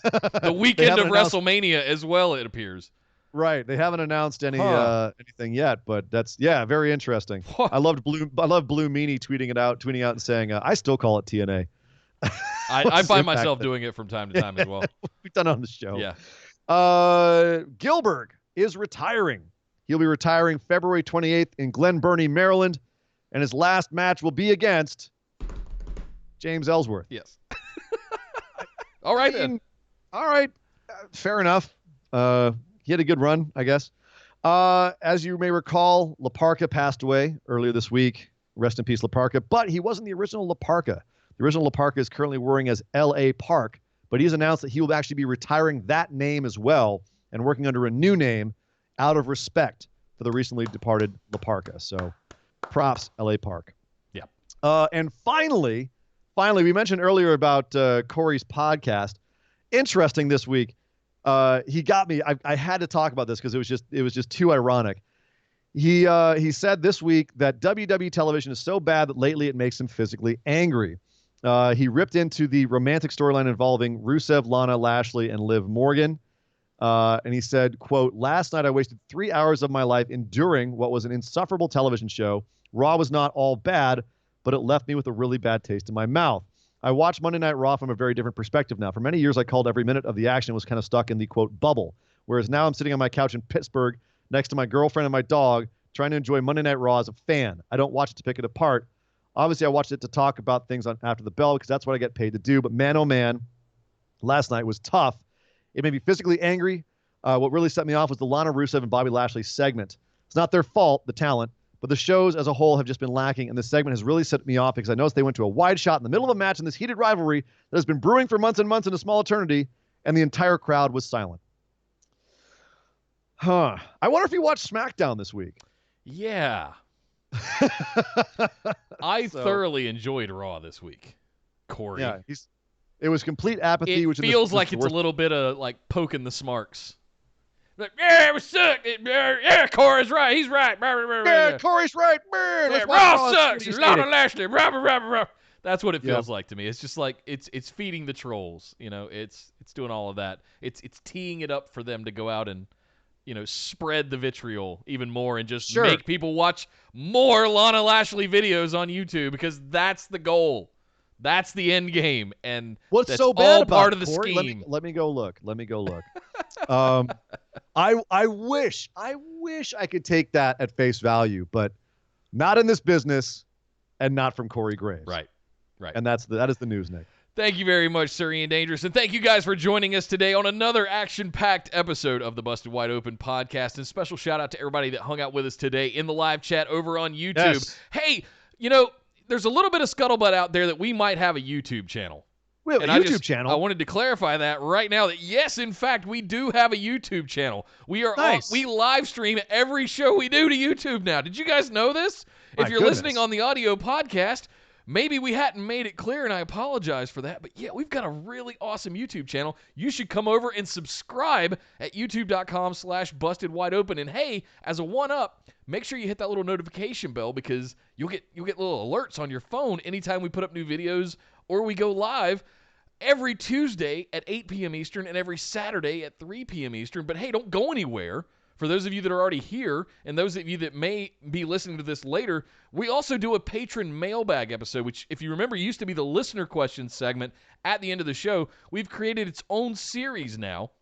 Right after we do the show on Saturday, we're going to kick over and do another live stream, you guessed it, on YouTube, where if you were subscribed and had your notifications turned on, you'd see that we were going live again, right? So hang tight if you're watching right now. We're gonna end this show, wrap this up, and kick over to do our patron mailbag episode. But get subscribed at youtube.com/bustedwideopen. We're heading into WrestleMania season. We got a lot of great content coming for you. We're looking into 2020 and beyond as to what we can do to amp the channel up. So be some of the early subscribers. Don't miss out. Get in and make sure you're subscribed. You can also follow us over on Twitter and Instagram at BWO Podcast. Come join us on Facebook. Just search for Busted Wide Open, like our page, and send us a join request to get into the discussion group with the rest of the phenomenal ones where all of us hang out, post memes, news stories, all kinds of good stuff. It is sort of the hub of our operation, that discussion group on, on Facebook. Run by our trusty moderator, Sheriff McDonald. Just don't post spoilers, and you'll get along with him fine, but he will be there to remind you that he still hates you all.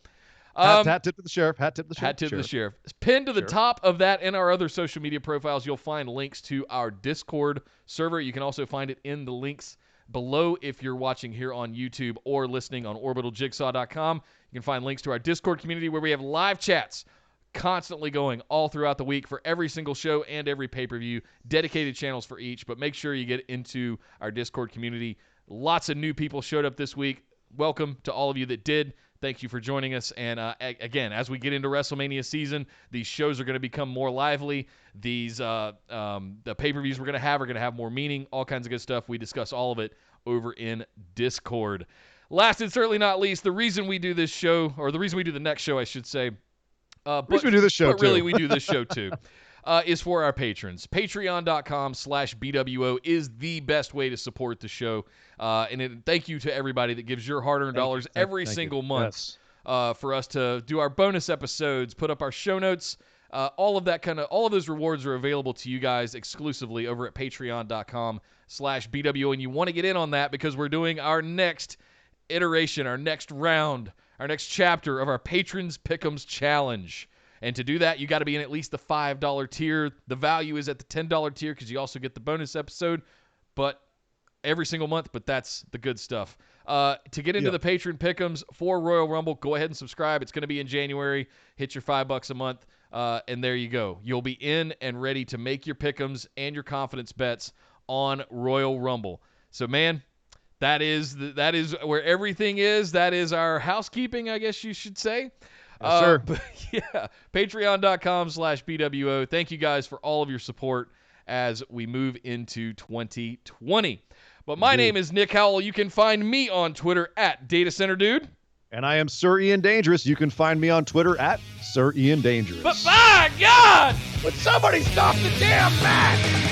This show is part of the Orbital Jigsaw Network. For more episodes, subscribe to us on iTunes, Google Play, or Stitcher Radio. For details and show notes from each episode, check us out, orbitaljigsaw.com.